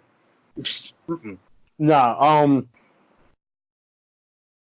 I forgot who actually had the belt, but he won the title in like some multi-person match. And then the win just like legitimately just came out of nowhere. Like, I don't remember who he won the belt from, but I don't remember that. It like that whole thing was just irrelevant. Let's keep going. We got the SmackDown Tag Team Championships. That is Heavy Machinery versus Bryan and Rowan. Both me and Paul got Bryan and Rowan. Who you got? I got Heavy Machinery only because, for Christ's sake, if you're not going to do the biodegradable belts, there's no point in those guys having titles. Like, the best part about Daniel Bryan's reign was the biodegradable belt. And we like the biodegradable belt. If you're not going to do that with tag titles, move them on to someone who's an actual tag team. Yeah. Like, Heavy Machinery, they're funny. They're, like, I would even, think about it this way. Imagine you put Liv Morgan with Heavy Machinery. Or, like, the whole, like, Mandy Rose, what the hell is the other guy? The fat one. I don't remember what the hell the name is. Otis. Like, you actually pull the trigger on that and have her, like, beat into Otis and help them win, like, the tag titles. Like, that would actually probably, that would be really cool. And then the reason why they lose the tag titles is because Mandy Rose turns on them. And it gives Mandy Rose time to develop her repertoire. It kind of gives us a break from Sonya Deville and Mandy Rose. Sonya Deville then can, and it gives Sonya Deville a chance to move into the title picture. As she should have a while ago. But because she has, again, and I hate to use this way, and I know I'm going to piss some people off and offend some people, because she has the LGBTQ, you know the letters, all the letters, she has that tag to it. She has a built-in fan base. Yeah. And I don't think they've ever had an openly lesbian woman be women's champion. I think before they actually pull a trigger on that, they would have to turn her face.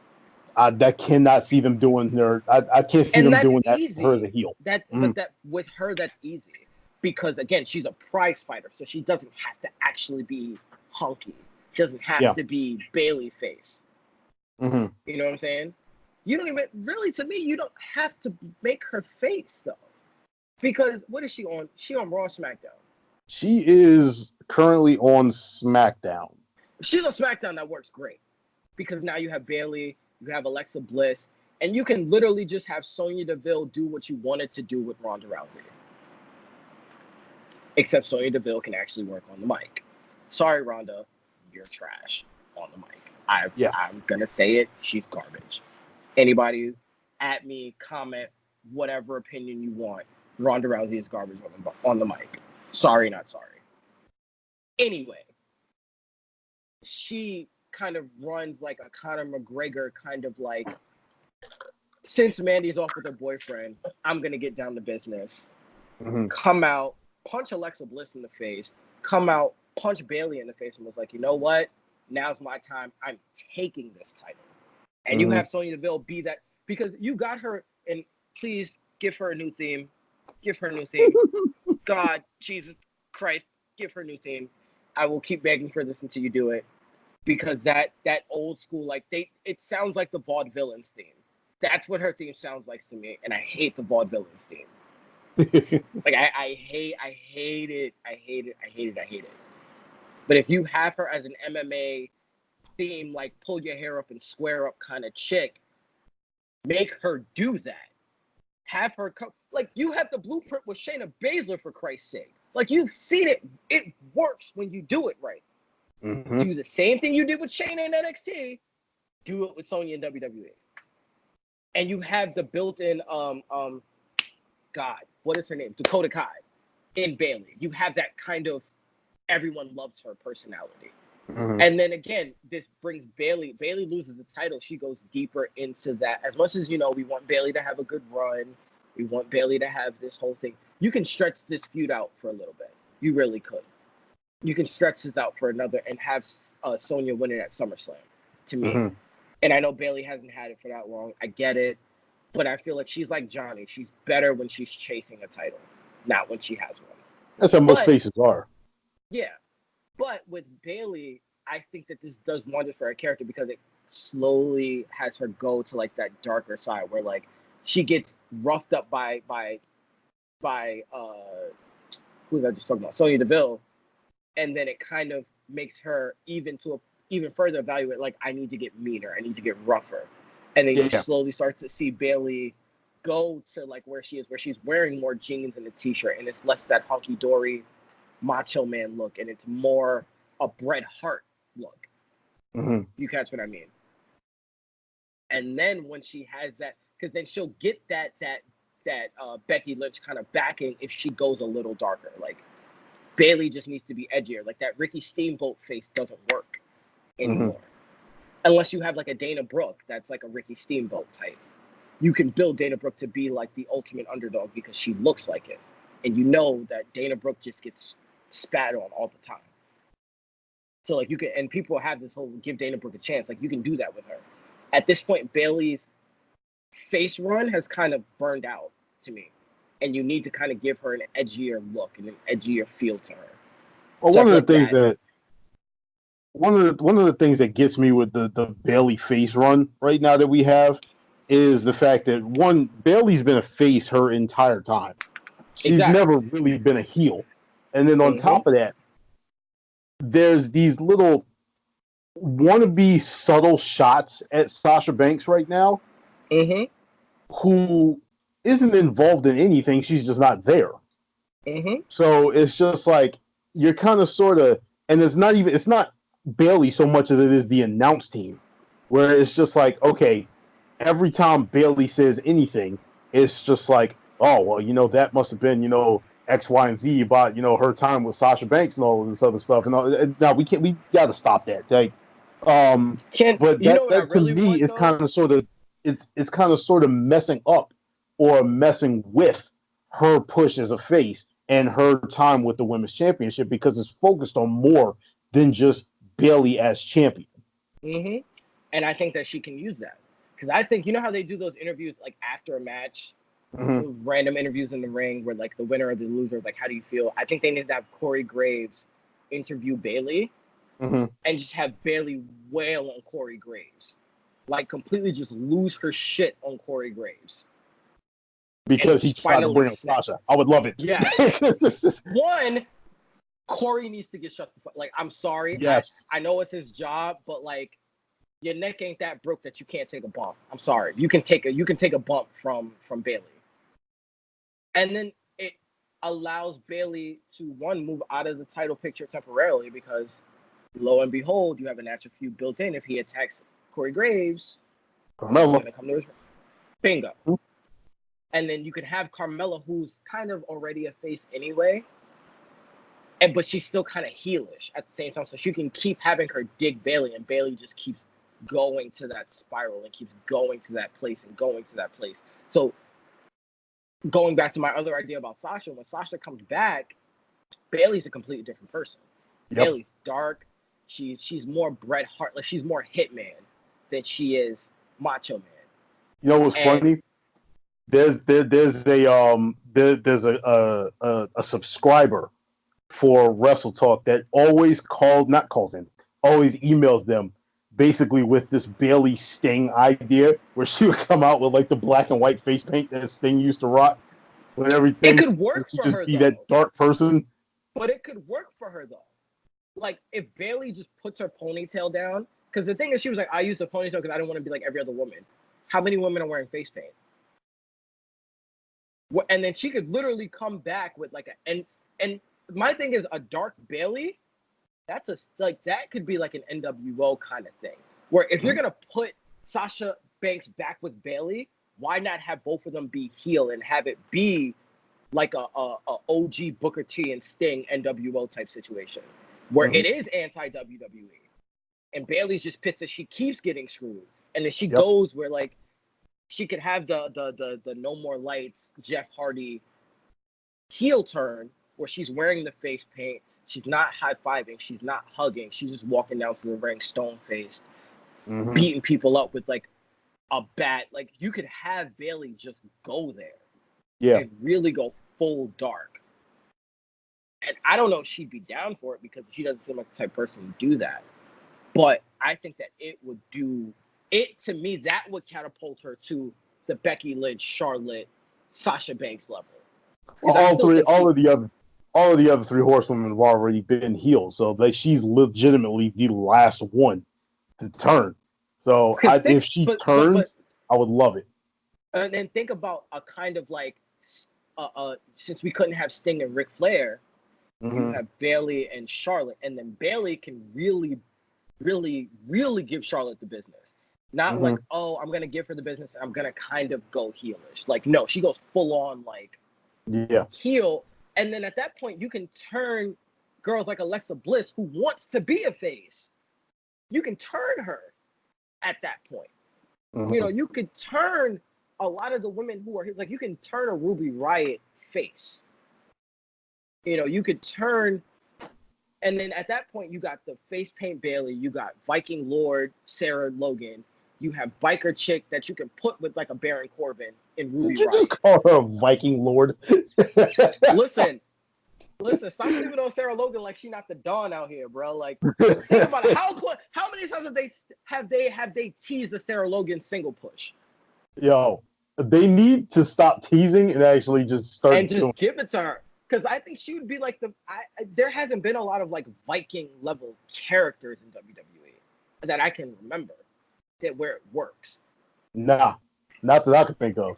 And have it be like the way Nikki Cross had her initial like popularity with Sanity is what Sarah Logan can have with the Viking Raiders. Mm-hmm. That actually rolls off my tongue a little bit easier now that she told me that for some reason. Like I can get with the Viking Raiders if it's Sarah Logan in the Viking Raiders. And I can get with I can get with Sarah Logan like chanting war instead of like doing her whole like riot squad thing. I can see Sarah Logan like throwing up like the symbol and doing the whole war thing and like doing the headbang and having those guys just be like her armor almost. Like you can see that. Like that's a thing. That could really work for her. Especially because she would be the single woman, you know? And then even with going back to Mandy Rose breaking off, then you can still bring in Liv Morgan, and Liv Morgan and Mandy Rose can go for the women's tag titles because they fit better than Sonya Deville and Mandy Rose because their personalities are closer. Yeah. They're more girly. It makes more sense. And they're both still very green, so they can work on getting better together. And Sonya Deville can move into like that mode of like when Shayna Baszler comes up, it'll be like looking in the mirror where Shayna Baszler is like, oh, you only got here because you copied what I did, but let me show you how it's really done. And you don't have to transition either one. Both of them can be heels, and that's still going to be a great kind of feud. But yeah, let's keep going because again, we could talk about this all damn day. Yeah, when I was we might messing have to with the edit phone. some of this. Yeah, when I was messing with the phone, I was checking because Paul finally he replied to the other one when I said that the CBS had the another match. So let's go on to that one.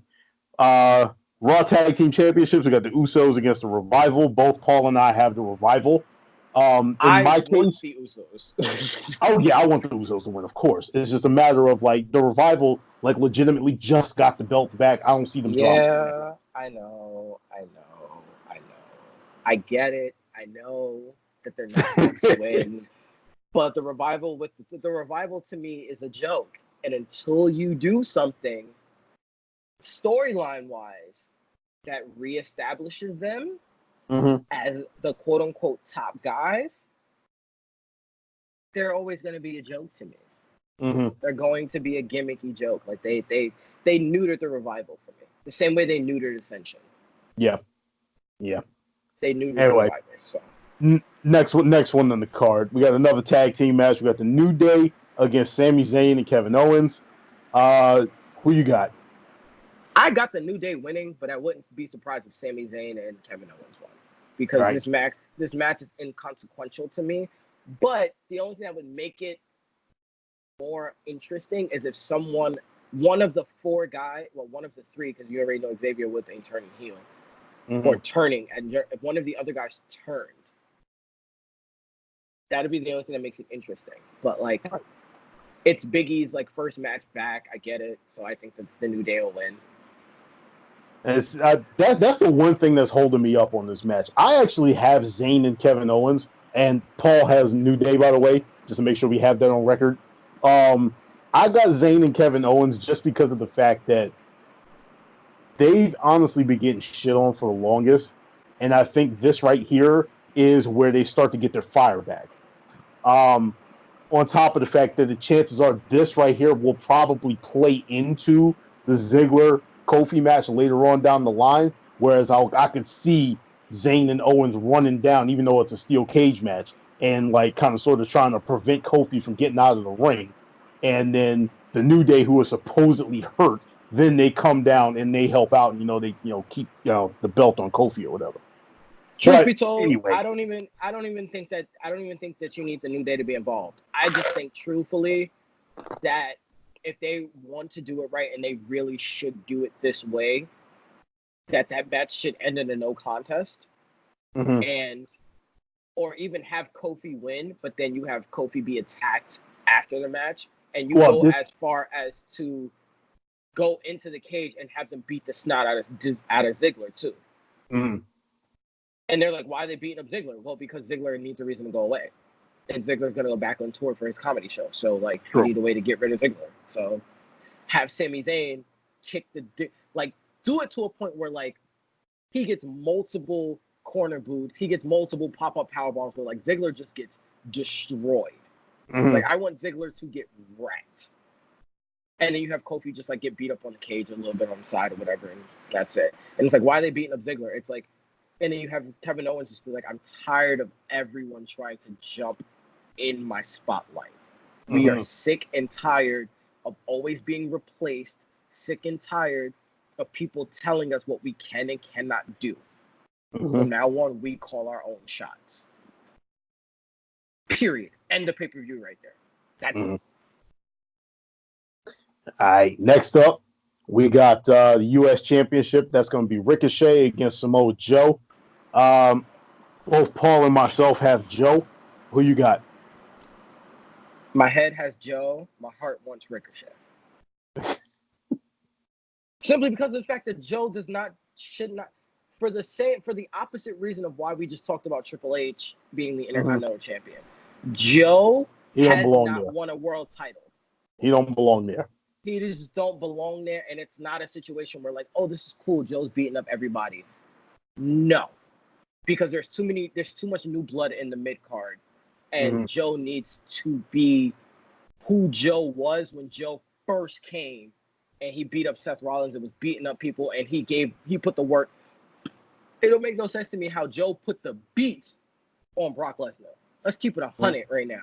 Brock Lesnar shouldn't have won that match. That Uranagi through the table, bro. I was like, oh my God. Jesus. Joe put and I don't care if Brock Lesnar sees this. Joe put the beats on Brock Lesnar. Where like it had me believing if they really shot the fair one in a UFC match, Joe will fuck him up. Joe will literally beat his ass.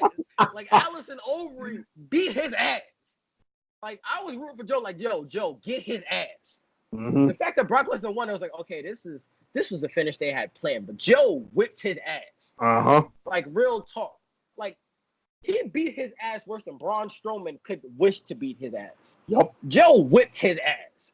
We need to get Joe back to whipping motherfuckers' ass. Stop with the talk. Let Joe beat somebody's ass, please, and thank you. That's my rant. Joe needs to lose the title just so he could fuck everybody up in that main card. He needs to beat Seth Rollins' ass. He needs to turn around, beat Shane McMahon ass. He needs to beat Drew McIntyre ass. He needs to beat Braun Strowman. Let him just beat everybody ass. I don't even care if he win a title. I just want him to come out and fuck people up wearing all black, like throw black shield with like the turtleneck with the chain on and just start fucking people up for no reason. And just like, you know what? I'm going to fuck somebody up until somebody give me a title shot. Straight up. Yo, on the real, he's like, I'm tired of playing with... I want him to come out and say, I'm tired of playing with these paper-ass championships. Give me a world title or I'm coming in the back and I'm whipping everybody's ass. You have Braun Strowman come out. He straight up just punches Braun Strowman in the face. We already know Braun Strowman's a bitch now. Fuck him. Have Drew McIntyre come out. He fucking sits up there, catches a claymore and kicks him in the face.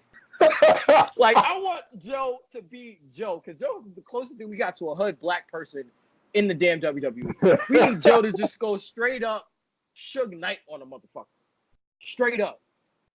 Let Joe be Joe. That's all I'm saying. Joe gonna start walking out with a sock full of quarters. That ass and just start beat. Let Joe go back to NXT Joe. He was just coming out and just beating niggas' ass for no reason. Straight up just beating that. Not. And can we give him another finisher? Because that coquina clutch is nice and all, but I've seen it too much. The other thing about that is because the coquina clutch and the Kirifuna clutch are legitimately the exact same move. I'm just like, dude, it's a rear naked choke. Like, I don't care. You just give him something else besides that. What I would like to see is I would like to see break, like a running shoulder breaker or something like that. I would like to see that, like, he could rock that as his submission finisher, but at the same time, what I would like to see is him to have like an impact finisher. Like, let him start using the Uranagi as an actual finisher. It's not believable now, though, because he does it and Bray Wyatt does it. They do the exact same Uranagi. So it's like, I can't believe the Uranagi as a finisher unless it's like I'm going to lift you up and then it's like a face plant thing. Like he drops them on their head or something like that. Like if it's something like that where it looks almost like the end of days, but it's not kind of thing, then, you know, I could believe it. But like Joe just needs something else. I don't know what it is. I can't tell you what it is, but I'm sure he has moves in his bag of tricks because he can't do the thing that he basically killed freaking Tyson Kidd's career with. He can't do that anymore. The Muscle Buster? Yeah, he can't do that. That move looks so freaking dangerous. Yeah, no, you can't do that no more. Like, nah. Chill. You got to chill out. Like, that's where I draw the line. Like, all right, you can't do that. Can't do that. You can't. That should be banned. That move should be banned. Like, can't do that. But give him something. Give him because like Braun Strowman has a running power slam. Like that's not been a move that's been destructive. He starts doing it. It's like, oh shit, okay, it can be destructive. Like I can deal with Joe even stealing the jackhammer. Like Joe doing the jackhammer would be dope to me. You know what I would like if he's going to do the jackhammer? There was one night in WCW where Goldberg jackhammered the Giant, or Big Show for those who don't go all the way back. He jackhammered him. He said the Giant. No, not him. It wasn't him.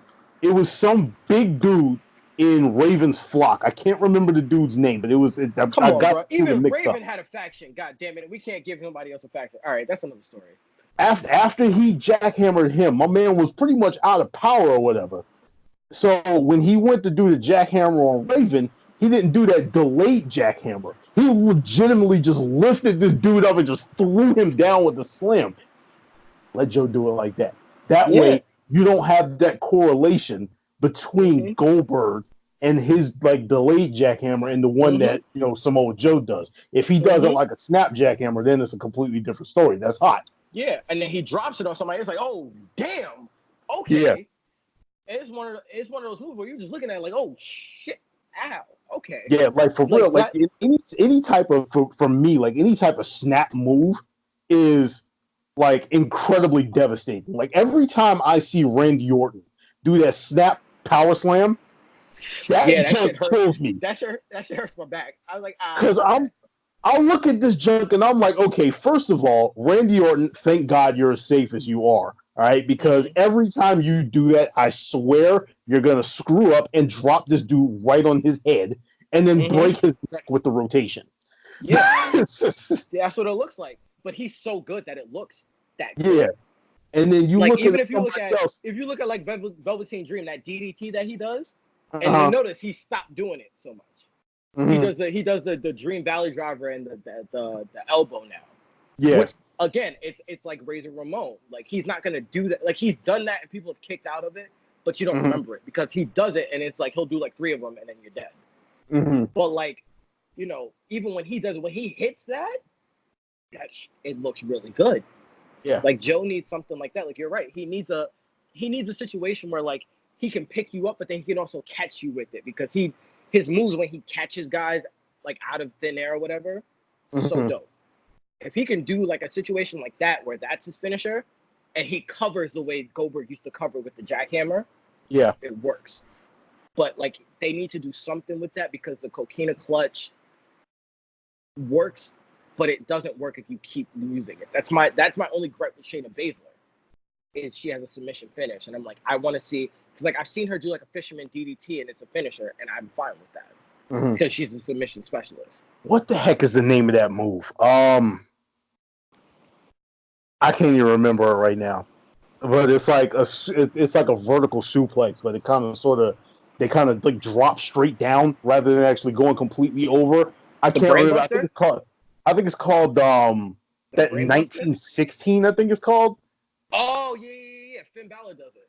Yeah, it's almost like it looks like the Dirty Deeds, but they pick you straight up and they do. Yeah, that junk is that. Like I said, I want to see somebody use that as like a finisher or something like that. Mandy Rose does it. And Tommaso Ciampa does it. The fairy tale ending. Fairy tale ending. That's what it is. He does it. Like even with, I don't know if I could see Joe doing that, but like even if you look at like an old school move like the Dominator, or like that scoop Dominator slam works for Joe. Another thing that I actually wanted, and I'm probably going to end up looking this up after we get finished and see if this move is banned or not. But you remember the Dragon Suplex? Where you got them in the full Nelson and kind of sort of do like a German from that point. Yeah, I want to see like if that. I've seen variations of it, but the one that finishes with where you keep having them in the full Nelson and it turns into like a pin. I think that's banned. I think that is banned. But the release one where it's like you'll have it and then it's like a German release. I'm not sure because if you have it and then you drop it into a German, they can still protect themselves if they land a certain way. And he could definitely use that. Or he could have like a full, like even like the throwback test full Nelson Mm-hmm. like the pump handle slam that he had. Yeah. You like Joe has so many, but he needs something like he needs a high impact move that looks like a finisher and not just a coquina clutch. Yeah. Like, no, he can't just do that. Yeah. Anyway, yeah. Let's move on. We got these. My head says Joe, but my heart wants Ricochet. Yeah. But I just don't think that though. I don't think Vince likes Ricochet enough to put the belt on him. I think in my reason for this is the same thing as it is with Heavy Machinery not winning the championship in my picks. Is right now I think it's a little too early to put the belt on him. I want to see Ricochet chase this for a minute before he actually gets the belt. Let him go out there and put on an absolute show, but have him come up short. Matter of fact, like I could actually see this match ending with Ricochet looking like he's getting ready to win the championship. Have him hit the 630, and as soon as he hits the 630, coquina Joe clutch. snatches her. Coquina Yep, clutch, yeah. I can see like it. Shayna Baszler kind of thing. I would even go as far as to say this match should end dirty. Like it shouldn't be a clean finish.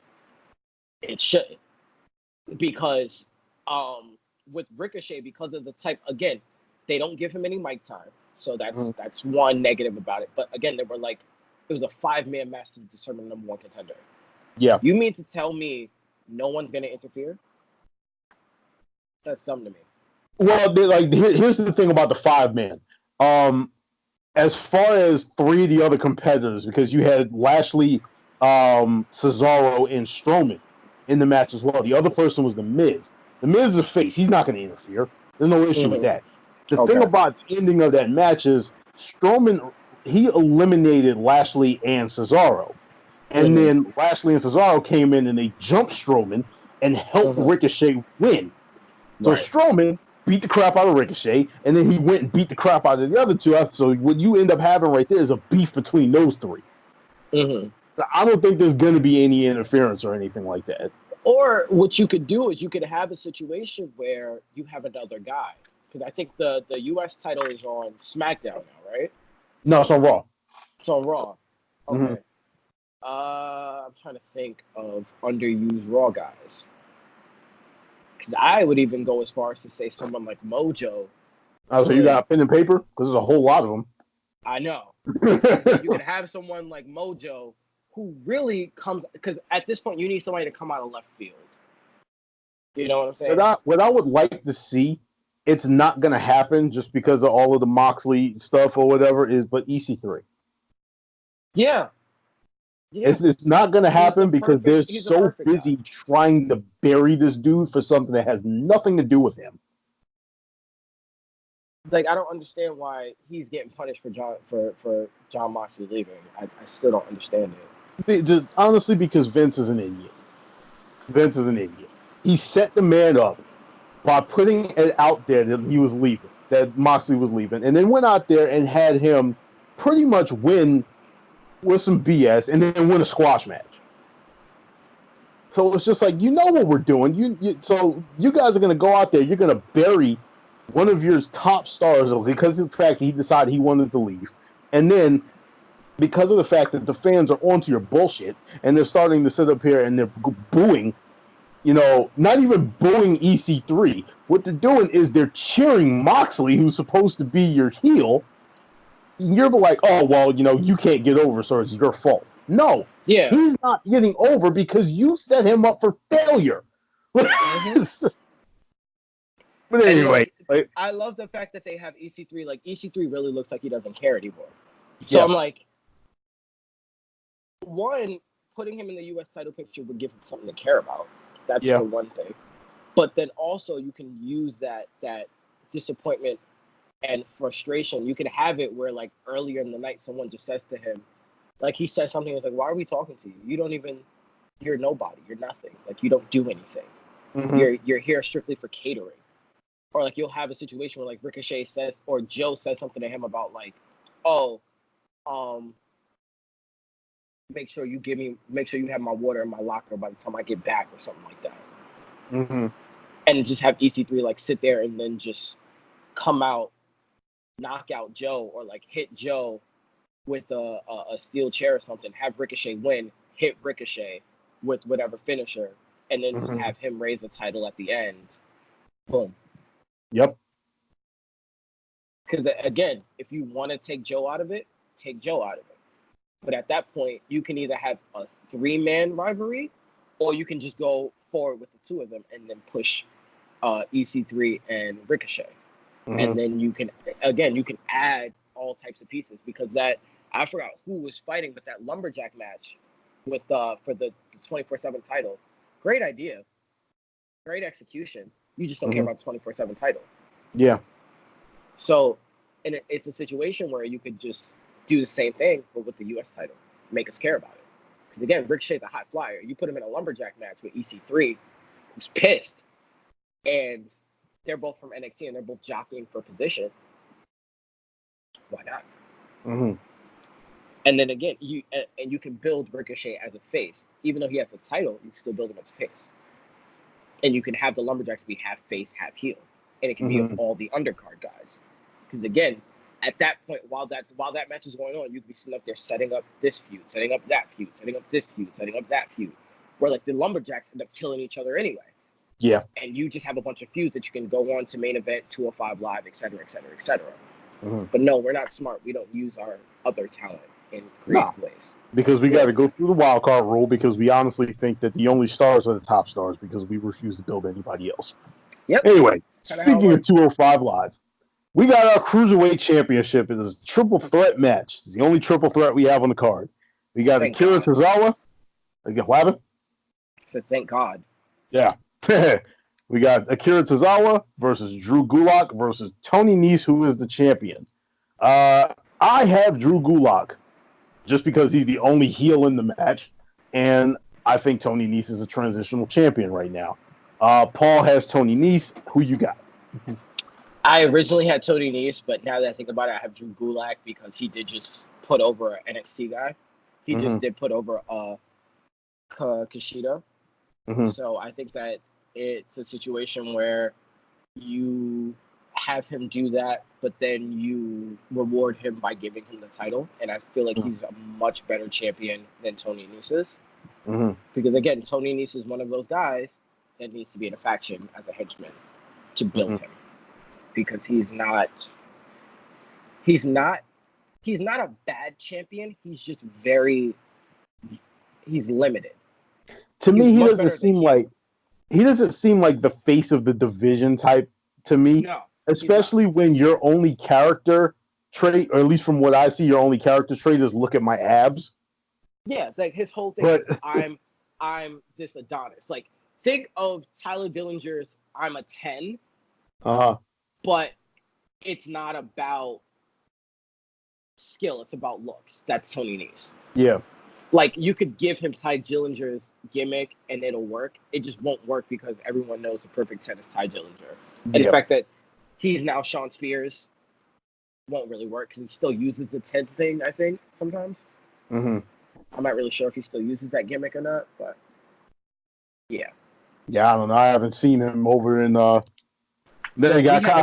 missed the what's the name. So I missed the Battle Royal, so I haven't actually seen him, but he is officially signed with AEW right now, so we will see him in the future. Anyway, moving on. We got our Raw Women's Championship. We have Lacey, Miss Next Blonde Up, versus Becky Lynch. Both myself and Paul have Becky Lynch for the obvious reasons of get Lacey Evans the fuck out of the main event. Who you got? Becky. Next. Okay.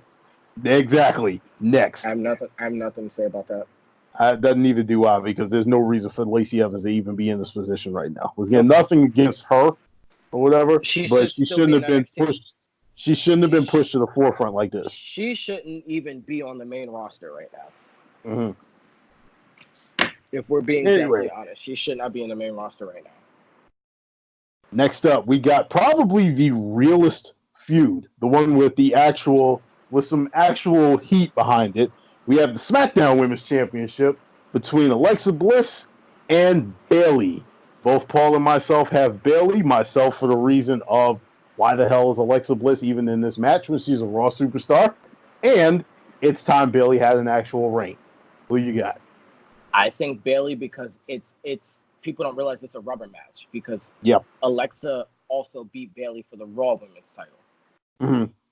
So I think this is Bayley getting her just due. Yeah. And finally beating Alexa Bliss and then moving on to someone hopefully new. As much as I love Alexa, I think as much as she's not been around, the fact of, if you look at the champion she keeps beating who's supposed to be your top stars. Yeah. That I don't like. If she was beating someone like Carmella, I can understand. But Alexa Bliss, to me anyway, was never the type. Like, she has more accolades than the people you were supposed to be building the division around. Correct. And that has never made sense to me.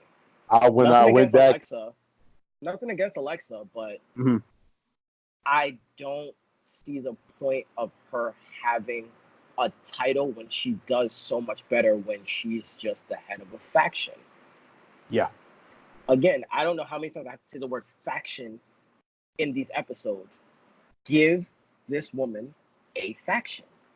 I don't care if it's the most generic Disney princess evil thing you can think of. That is who she is. Yo, you know what just popped into my head just out of just nowhere? Could you imagine, because of the fact that WWE owns the rights to WCW and everything that goes on with WCW, everything that's ever gone on with them, from their video library to everything else, could you imagine if they decided to go fully aware of themselves and had Alexa Bliss put together a faction of nothing but blonde women and call themselves the Hollywood Blondes? I would love that. I would absolutely love that. Because then it would make sense. I really wish they would. I don't know who would be in it. I would even, do that with Dana Brooke. Alexa, Carmella, Dana Brooke. You got Lacey Evans. Yeah. You got there's your four right there. Just keep Charlotte away from it. That's all I'm saying. Charlotte shouldn't. If you were to do something like that, then you'd have a power struggle at the top. And no, we're not going to do that. The other person I would keep out of it is Natalya. Yeah. I don't even think Carmella's blonde anymore. No, she dyed her hair back. She dyed her hair back. Okay. Fine. Cool. Yeah.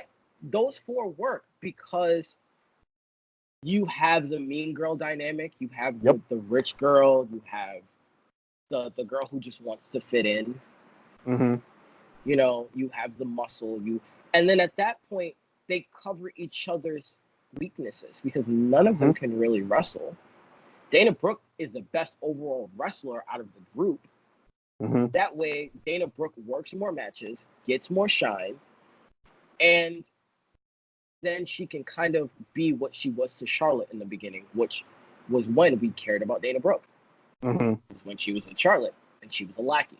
Sorry to say, she's not. She needs to be in those situations more before we believe. Like, it could be a situation where, like, she keeps getting bullied, and then you have a Evolution style breakup where Dana Brooke wins the title before anybody else in the faction, and then they turn on her. Yep. That works. And it establishes Dana Brooke as the champion. Mm-hmm. That gets Dana Brooke over. It establishes that faction even more, and it pisses every other girl off that's not blonde. Yep. And it puts more heat on the faction. And then you can even go as far as to dye Dana Brooke's hair. Because then you can play with it at that point. Because she had already had the fucking pink and shit. I mean, you could really do a lot with that. So I love that idea. Hell, you could even throw in a loose cannon like Liv Morgan. Yeah. Or whatever. Liv isn't. Be perfect. She's not blonde. She's like that platinum, but you can do it with her too. And then you could have like a secondary power struggle because then you can have Mandy Rose step into it. Yep. And you can have Mandy Rose versus Alexa Bliss, which we all wanted anyway. Oh, yeah. And can we give Mandy Rose a powerbomb, please? Like, I want to see if Mandy Rose can actually pull off like an OG powerbomb. Bro, like, Sable can pull off a powerbomb. I'm pretty sure Mandy Rose's tough ass can pull off one too. But that's what I'm saying. Like, I love her bicycle kick, but imagine her with like the jackknife powerbomb on a chick. Like, she's strong. So imagine her like straight up doing it where like you lift her around and she just blow, or like a sit out power bomb as a finisher. A sit-out powerbomb for her finisher would be nasty. Mm-hmm. I didn't even notice the camera was over there. It would be nasty. I'm looking at it like, oh shit, the camera. Oh, I thought you were trying to show me something. Like, No. Coming over that there. was just no. That was honestly an accident. That was my bad. I didn't realize that. But you see what I'm saying? Like, yeah. Factions fix problems. That's all I'm saying. Factions fix problems. It also gets people on TV. Yes. That wouldn't necessarily be there if it wasn't for, it. Yeah, I hear what you're saying. Think about it this way: you put the Revival in a faction that's run by the Revival, called the Top Guys, and you can just get you. You have so many wayward tag teams where like you can repackage the Ascension, where they don't have to have face paint anymore. They can just be regular guys. Like you can make them the greaser, the greaseball type. That is a whole discussion in and of itself as to how to kill a team before they even start. You know what? I'm not even going to get on them. The next podcast we need to do with all three of us is just literally, instead of you writing articles about how to fix the WWE, we need to just go through everything. Ahead and fix it. Yep. Yeah, like just go ahead and fix it. Let's go ahead and fix it. All right, next up, we have the WWE Championship inside a steel cage. We got Dolph Ziggler, Mr. Comedian himself, versus Kofi Kingston, the Jamaican Ghana superstar, or whatever, the Jamaican superstar from Ghana. Yeah. Both Paul and myself have Kofi Kingston. Me, because we're not giving this belt to Dolph. It's not happening. Not even that. You don't want to be called racist at this point. Like, right. The reign is. He hasn't even had it he just barely got over 100-day reign right now. Mm-hmm. Like, pump your brakes, sis. Like, we need like a good. In fact, nah, it's not over 100 days yet because it's not even 100. Oh, he won the title back at WrestleMania. That was April 7th. It's been barely over 2 months. Yeah, so you can't do that. Yeah, I don't think you can take the belt off of him just yet, just because of the fact that this is your first fully non-mixed African American champion. Purely African American or purely African, purely person of dark color. Because I can't even say person of color because they gave the damn belt to Alberto Del Rio for reasons I will never understand. Well, they saw something in Del Rio. This is. All I can say I don't know what it was. Bitch, where? Yeah, I don't know what they saw, but they saw something in Del Rio. Not to mention, timeout, pause, caveat. Where the hell is Rusev and Lana? Oh, they're chilling on the sideline, not getting screen time because of Shane McMahon. Like you said, Hollywood Blonde, Lana. Yeah. Promising. Like, as much as people want to shit on her, let's keep it a buck. Lana has a larger wrestling repertoire than a lot of the women on TV right now, and she wants to wrestle. She wants it. She's a better valet, but she wants to wrestle. Mm-hmm. You put her in like a Hollywood Blondes type situation where it's just like a Mean Girls group, where they just run roughshod. You can go face. You can go a lot of different places with that. Rusev, to me, I don't know where to put him because he is so foreign. Like, he's not like an American or a Canadian like Jinder Mahal, where like he speaks very good English. Rusev still has an accent. Rusev still kind of has this European edge to him. So it's hard to place him in like a faction where he's not highlighted. You get what I'm saying? And it's like, if you're going to bring back... The problem is if you bring back Rusev and he's not a main eventer, no one's going to pay attention. Right. Because the only thing left for Rusev to do is to main event. Yo, could you imagine? Not to get like too far off again, but could you imagine? We've already done that. Oh yeah, that's what I said again. But could you imagine when Walter debuts? If Rusev is still in the company and the two of them, along with Killian Dane. Oh my God! My goodness! That is a faction. Holy Jesus! That is a faction. That could be special. Yo, I swear, If I That had would a be amazing. if I had a tank, I would not want to meet Walter in the dark alley. Oh, that's just not a motherfucker I want to see after like 7 o'clock at night. Like that's just not a Nah, motherfucker. I don't man. even. If I walk into a bar and I see this big dude walking, I'm walking the fuck out. I don't even care what I got going on. I'm leaving because shit's about to get real, and I'm too small for that. Yo. Like I I'm know like, my yo. limitations as a man. I listen. I have no shame. I'm not messing with that big motherfucker. I, And I, I he barely call. speaks English, and he has a high pitched voice. No, that Oh that yeah. motherfucker crazy. That motherfucker crazy. No, That match he had against Pete Dunne, Jesus Christ. Pause. Yo. That's another one. Faction. Yup. Get this man a faction. Just his swag is ridiculous. You don't even have to put him in wrestling gear. Put this man in a suit and have people follow him. I don't even care who you put with him. Because he's been a face, he's been a heel. His character hasn't changed. He's one of those few exceptions where I don't give a fuck about his character. Just let that man fight. Yep. Like, not even the whole bruiserweight thing works for him because all he wants to do is just fight. I love it. And there's no room for him on NXT UK anymore. I want him versus Joe. Woo! I want him versus Joe. Give me that. Imagine him with the US. That's just the irony behind that he's being an American champion and a US champion. The amount of promo work that you can do with that is out of control. The fact that he is such a like he's so cockney that he's not even British, he's just cockney. Like he's that grizzled OG British dude with the US title. Just oh god. You want to talk about I don't even like you can put any other I put him against any other badass foreign guy with the US title and he'll win hands down. Yep. Like that's what they need to do with those guys. And I know he doesn't want to leave NXT UK because he wants to establish the brand more, and I get it. But if there's ever a time where you need an infusion of new blood, you need to have him answer an open challenge. And I guarantee you he will get a huge pop. Yo, second that man's music hits, everything in the vicinity. Everything. Listen, people at home, I might lose a TV because I'm gonna lose my mind.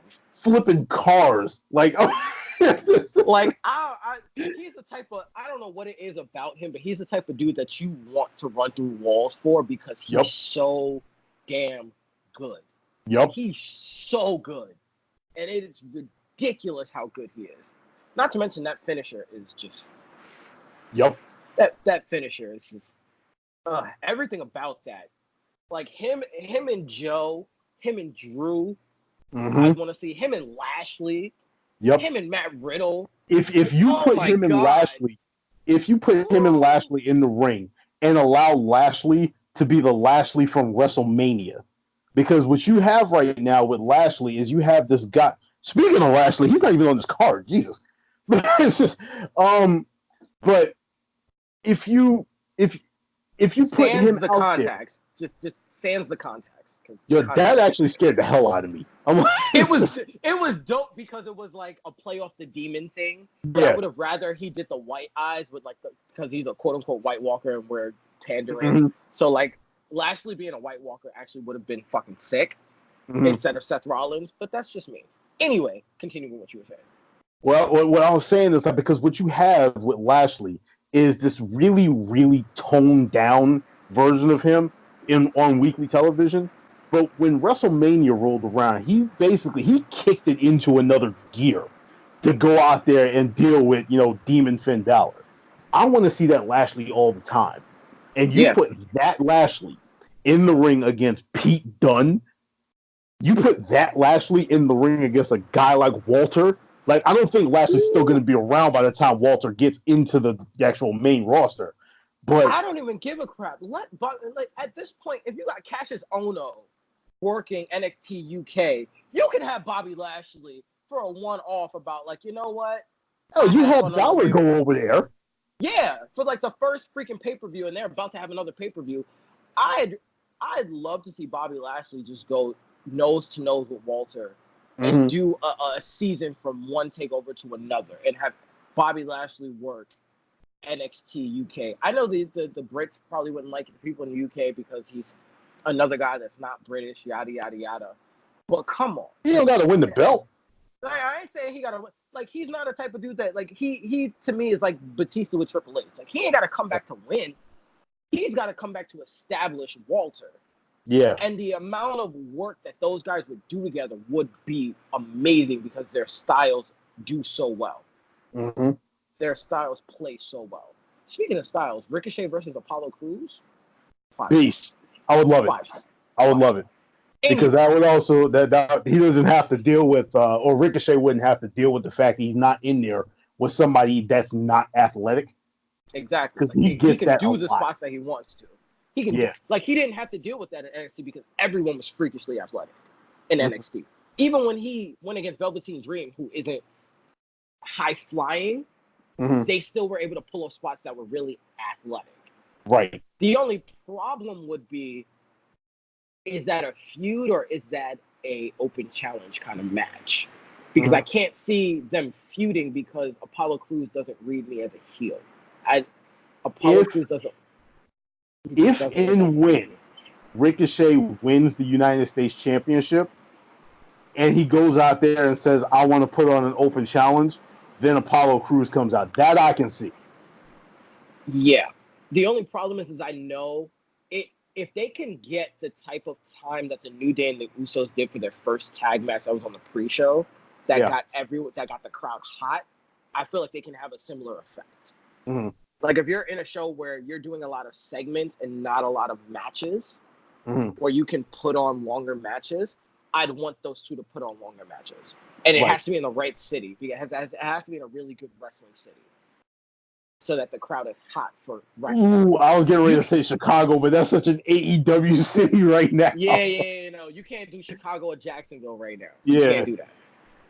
But if you look at like a Boston, Brooklyn, even a Los Angeles to a degree, you have a Lexington, Kentucky, because that's a hometown thing for Ricochet. Yeah. Those crowds are already going to be hot.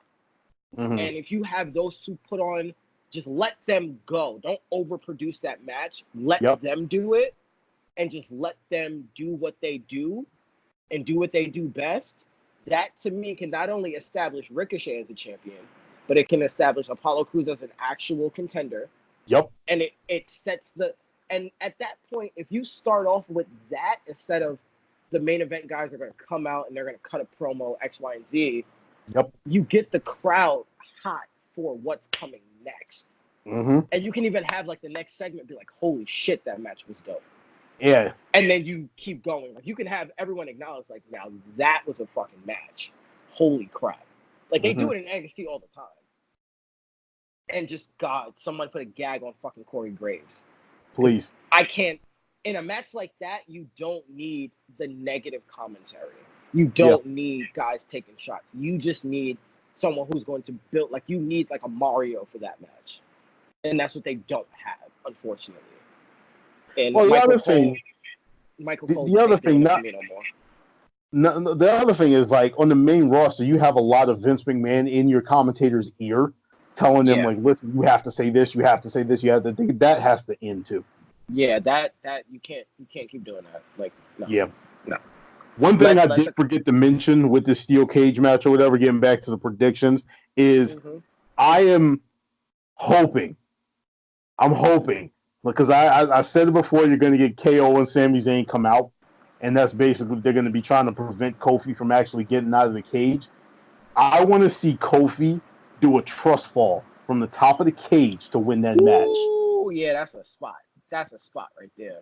Have him do the trust fall with KO and Sami being like the cushion or whatever. They catch him while Ziggler's trying to get out of the ring, like he's like not all the way out the ring just yet, trying to get out the door or something. Kofi just does his trust fall off the top of the cage. They catch him. He rolls onto the floor. He keeps his title. I would love that. I love it. Because that's the best way to finish it. That's the best way to finish it. And it's both feet have to touch the floor, not any part of the body. So like you can have Dolph Ziggler get pummeled where like he's laying out, but his feet are still in the ring, and just have Kofi kind of roll over and win. Because that's a no contest, so it works. Either that or Anyway, he gets like, as he's trying to get out, he pulls a Paul Heyman and falls through the ropes and gets his yeah, leg caught or something.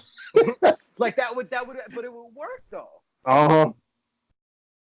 Anyway, our last match, probably going to be the main event, considering I think who we all think is going to be the special guest referee.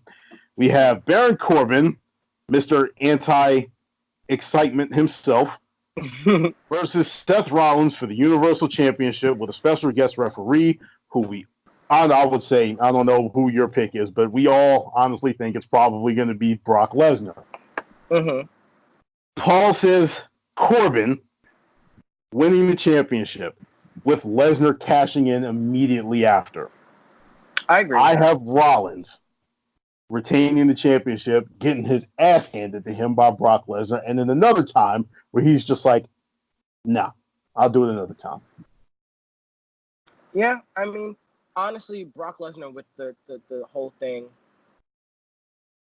it's like anytime Brock Lesnar's in the Universal title picture, it's a buzzkill to me. Yeah. I don't care. I don't understand. I think it's a lot of like the younger fans that like Brock Lesnar for whatever reason, or fans that are fans of heels. It's like I'm not a fan of heels or faces. I'm just a fan of good rivalries and good TV, and Brock Lesnar doesn't do that for me. It's the same reason why I didn't want the whole Goldberg Undertaker thing was a waste of time. It was a waste of time and space. Like it was just the Saudi prince went through WWE Network. Like I want this guy and this guy. Yeah, that's what it felt like.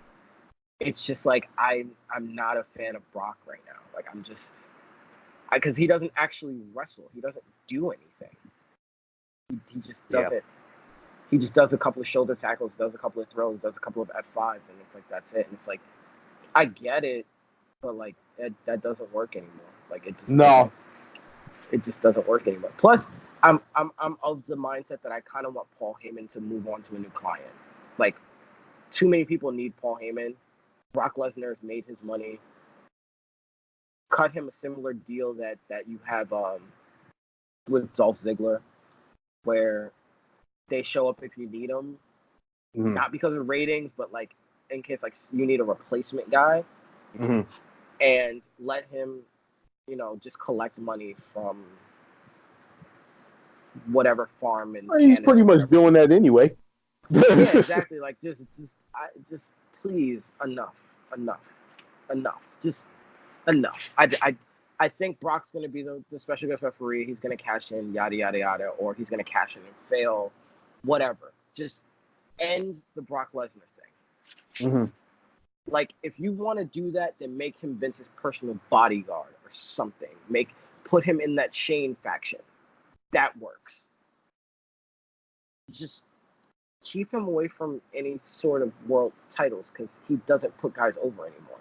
Right. Like, it's not a thing to beat. Like, once Seth Rollins beat him, it was already almost a year overdue where, like, his luster of, like, once you beat him, you're really the guy. It was just at a point where it was like watching a puppy drown, where it's just like, just kill it already. Stop making it suffer. That's how I feel with Brock Lesnar. Like, just stop. Just stop. Just please, just stop. That's all I can say. Just stop. Yeah. I'm to the point right now where I don't mind Lesnar being around, but just because of the fact that he's it's so sporadic when it comes to his appearances, I don't want him anywhere near the championship, like you were saying. However, like, aside from the fact that it's just like he's a part-timer, and I don't believe any part-timer should ever be a champion. Besides that, if you look at the situation right now, you have all of these old-timer guys or whatever, or even like without even looking at it like that. Brock Lesnar won the championship from Goldberg in 2017. He held the belt from WrestleMania in 2017 until SummerSlam of 2018.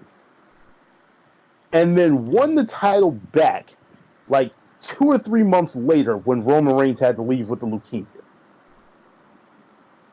Kept it again all the way until April. So we're talking, I want to say, what is that? That's 12, May, June, July, August. So that's 16 months with him as champion. 2 months off. That'll put us at October. I think that's when Crown Jewel happened. Mm-hmm. And then you have November, December, January, February, March, April. Another 6 months. So he had the belt for almost 2 years and defended it, I want to say, like 12 times. If that. I don't even think it was double digits. I'm like, I don't want to, like, if you're going to bring him back as this spectacle, bring him back for these big time matches that don't hamper your card. Yeah. Whereas you got a guy like Drew McIntyre. To me, Drew McIntyre, if not Samoa Joe, should be your top heel. Yeah. One of the two of them, as far as the guys that are on the main roster right now, it should either be Drew or it should be, Samoa Joe. It should not be Brock Lesnar. It should not be Shane McMahon. Like, it shouldn't be Dolph Ziggler. It shouldn't be like any of these guys. But you got two main heels right now, but both of them are being hampered by the fact that you have this presence of Brock Lesnar that is just absorbing anything, or like just kind of sort of deflecting anybody who can be, put into that title picture. Yeah. So instead of having, matter of fact, you have this right here. You're trying to make me believe that Baron Corbin is actually going to walk out with this championship. All right, just put it like that. All right, if it was anybody other than Baron Corbin, another person who should have been the heel. Matter of fact, let's just put Drew McIntyre in the spot. All right, you have Drew McIntyre versus Seth Rollins with a special guest referee, and that special guest referee is going to be Brock Lesnar. All right, you want me to believe that Drew McIntyre is going to leave with the championship and not Lesnar? How? How am I supposed? Again, we're back to the suspension of disbelief thing. What part of storytelling, would make me believe that is actually a possible outcome? Mm-hmm. It doesn't make. And then on top of, look at the guys that you basically destroyed to put him in that position. It's like, It's like, you bro, took out, like, you took out Strowman. You took out Joe. Don't care, that's the thing. Like, Braun Strowman should have already been a champion 3 times over. Yep. There's another guy where I'm like, you can't believe that Braun Strowman is worth anything, because literally the only title he's ever won was the tag team titles. Yeah. With a 9-year-old child. And that was literally to reset the tag division. Yeah. Because the Bar had beaten everybody. Yeah. And again, that was a whole other issue. Mm-hmm. So it's like, how much do you have to do for me to just sit up? Like, you can't expect us to enjoy the product anymore if you're literally doing nothing with, like, you're not even trying anymore. Mm-hmm. Like, it just doesn't feel like, and I can't even say WWE, I can't even say creative. I have to say Vince, because the simple fact that it's now documented and known that the man changes things last minute all the time. So most of what we see is being changed either the night of or the day of. Oh no, it's definitely happening going into the event itself. Yeah, and it's just like it's just like, how do you expect? I understand why the reports of morale being down and people wanting to jump ship and no one wanting to, like, I understand why EC3 isn't even faking it anymore. Like, I understand it. I get it now, because it's like, as a fan, it's deflating to see. Like, you really kind of sympathize for guys where it's like, Seth Rollins is untouchable because Seth Rollins has done all he can do, really. He's held every title. He's had every reign. He's going through, after he loses this title, like, there's really nothing else for him to do. Yeah. You look at Roman Reigns, it's the same thing. In their short, young careers, they've done everything in WWE to do. It's not like you can't get behind those guys the same way you got behind a guy like Edge. Even a guy like Christian when he came back. When Jeff Hardy had his title run. Guys like that you've seen grow through the company, there is none of that anymore. Where it was like, again, they started from like the bare bottom as basically jobbers and grew all the way up through the product. There is none of that anymore because you keep these these players that you should have let go. Like Brock Lesnar should have had his severance package a long time ago, and I understand he re-signed because of the beef with Dana White. Yeah. Fine, but that doesn't mean he should come back to WWE in a wrestling part-time role, especially because it's well documented that he doesn't work well with the younger talent. He doesn't put over the younger talent. He doesn't enhance the younger talent. So why is he there? What value does he hold to your company? Outside, he's a name that everybody knows. Okay, just like you built him, you can build somebody else. Yep. It's really that simple. Like unless you just don't. To me, it's Brock Lesnar is really a sign of Vince's insecurity. Yep. Because he doesn't believe that he can build anyone else, so he has to keep recycling the people that he's already built. Mm-hmm. And it's like, it's sad to see that Triple H has built more stars than him, and all he's done is kill Triple H's stars. Well, if you think about it from the perspective of who's left from the Vince era, how many of his guys are actually left? There's not a whole lot of them. Anybody else that comes in and anybody else who comes through NXT is a Triple H guy. So, well, I mean, you look at, I think, what is it, Randy Orton, AJ Styles, who isn't technically a Vince guy, but he didn't go to NXT. But that's an indie guy, so he can't take claim for that anyway. Yeah, that's what I'm saying. AJ built himself. So it's what? Randy Orton, it's Brock Lesnar, it's Cena when he's there. It's what's his name? K Quick. The hell's his name? R-Truth, yeah. R-Truth. There we go. See, I don't even remember his damn name anymore. Everyone else is in talent development. Yeah. Which is where those guys should be. Like, Randy Orton isn't to a point where he needs to be an agent or whatever. Like, I'm not saying that. Like, Randy Orton's not to a point where he needs to be a producer. I don't even think that's something that he would want. Like, I really don't think he would transition to working for the WWE. He doesn't seem like the type. No. I think when Randy Orton retires from the ring, he's just going to disappear. Yeah, like, he's going to go and just live his own life or whatever. Whatever he's going to do. I don't know what he's going to transition. He's probably just going to transition to just being a full-time dad. Mm-hmm.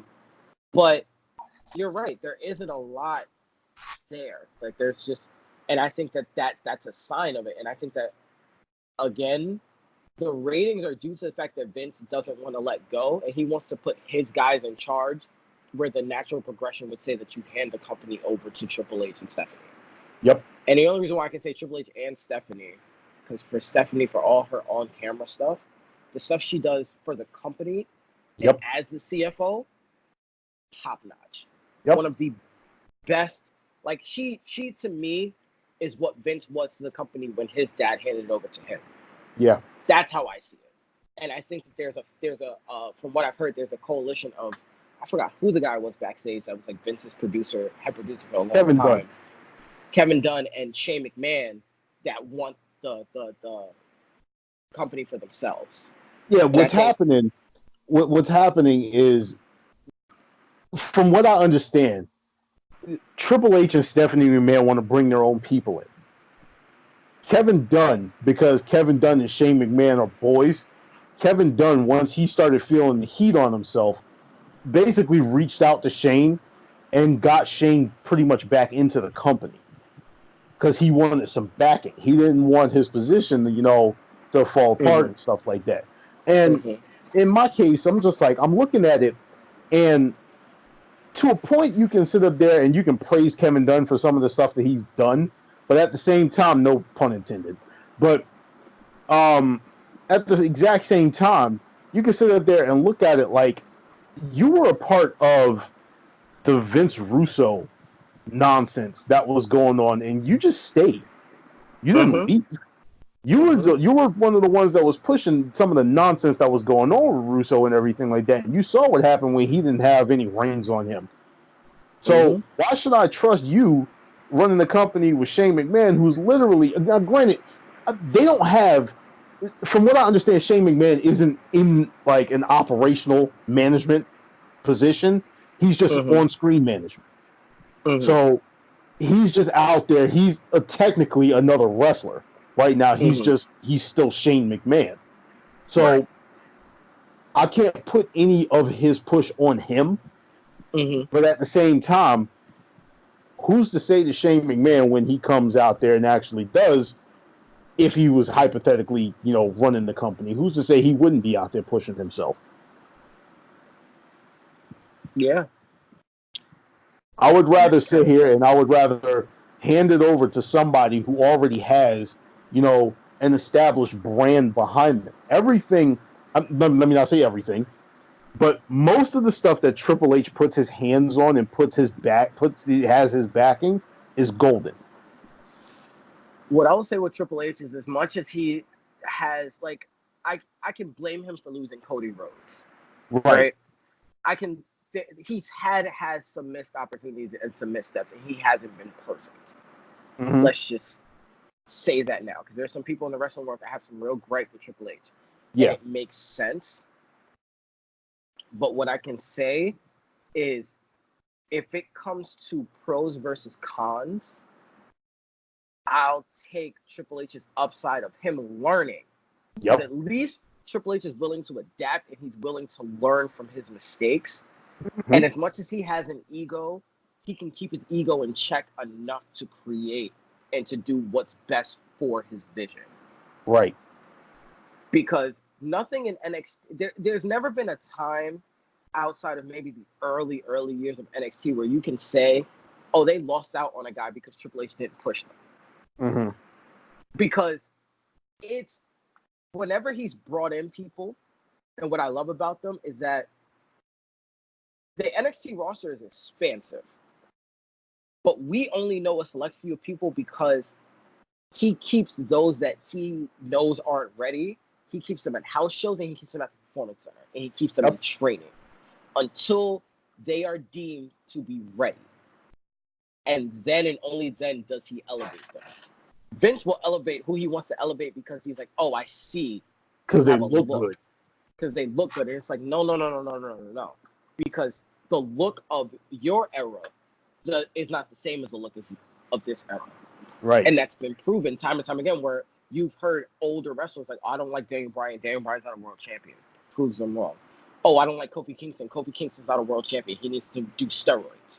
Yes. You Mm-hmm. know? There's that whole thing. You look at guys like Cena. When Cena first came out, nobody was behind him. It wasn't until Cena bulked up that people were like, oh, no, he's a world champion now. And it was like, no, he was always world championship material. Mm-hmm. It was just he had to fit the look that Vince wanted. And it's like, not everybody's going to be a massive get. Because think about The Rock. When The Rock was at his peak, The Rock was never as big as he is now. Nah. He just He got only big got, like that over the for last movies, 5-6 years. yeah, for movies, because of the type of person that he's had to portray on screen. That's why when Yeah. he went back and he did the whole thing with Rowan and he did the rock bottom, he tore his pec. Mm-hmm. How the hell you tore your pec doing your own move? Because his body type was not meant. His body type in the ring, it's Mm-hmm. like if you look at guys like Ray Lewis and all those guys are bigger now Mm-hmm. because of they've graduated to that retirement stage. When they Yeah. were playing, there was a certain level of leanness and flexibility that they had to maintain. Those older wrestlers, the reason why the wrestling wasn't good is because they were too damn big. Mm-hmm. So the wrestling was terrible. Even Triple H now is leaner.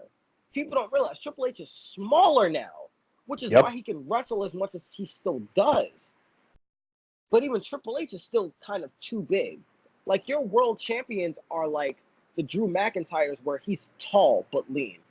That's Mm-hmm. why, Big Cass wouldn't have worked unless he leaned out. Mm-hmm.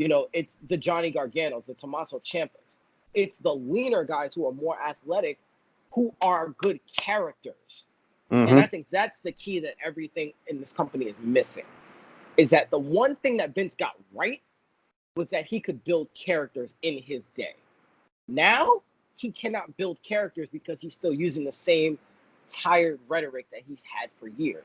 Like Elias could be good, had potential to be good, was on the upswing. Now he's just boring.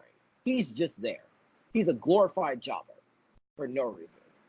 When in reality, he should have been not a 24/7 champion, but he should have been an Intercontinental or a US champion when he first came up. Now it doesn't make sense. Mm-hmm. Like when he was supposed to win the title from Seth Rollins, and then something happened and somebody got hurt, and he ended up not doing it. That was when he should have won the Intercontinental title, regardless.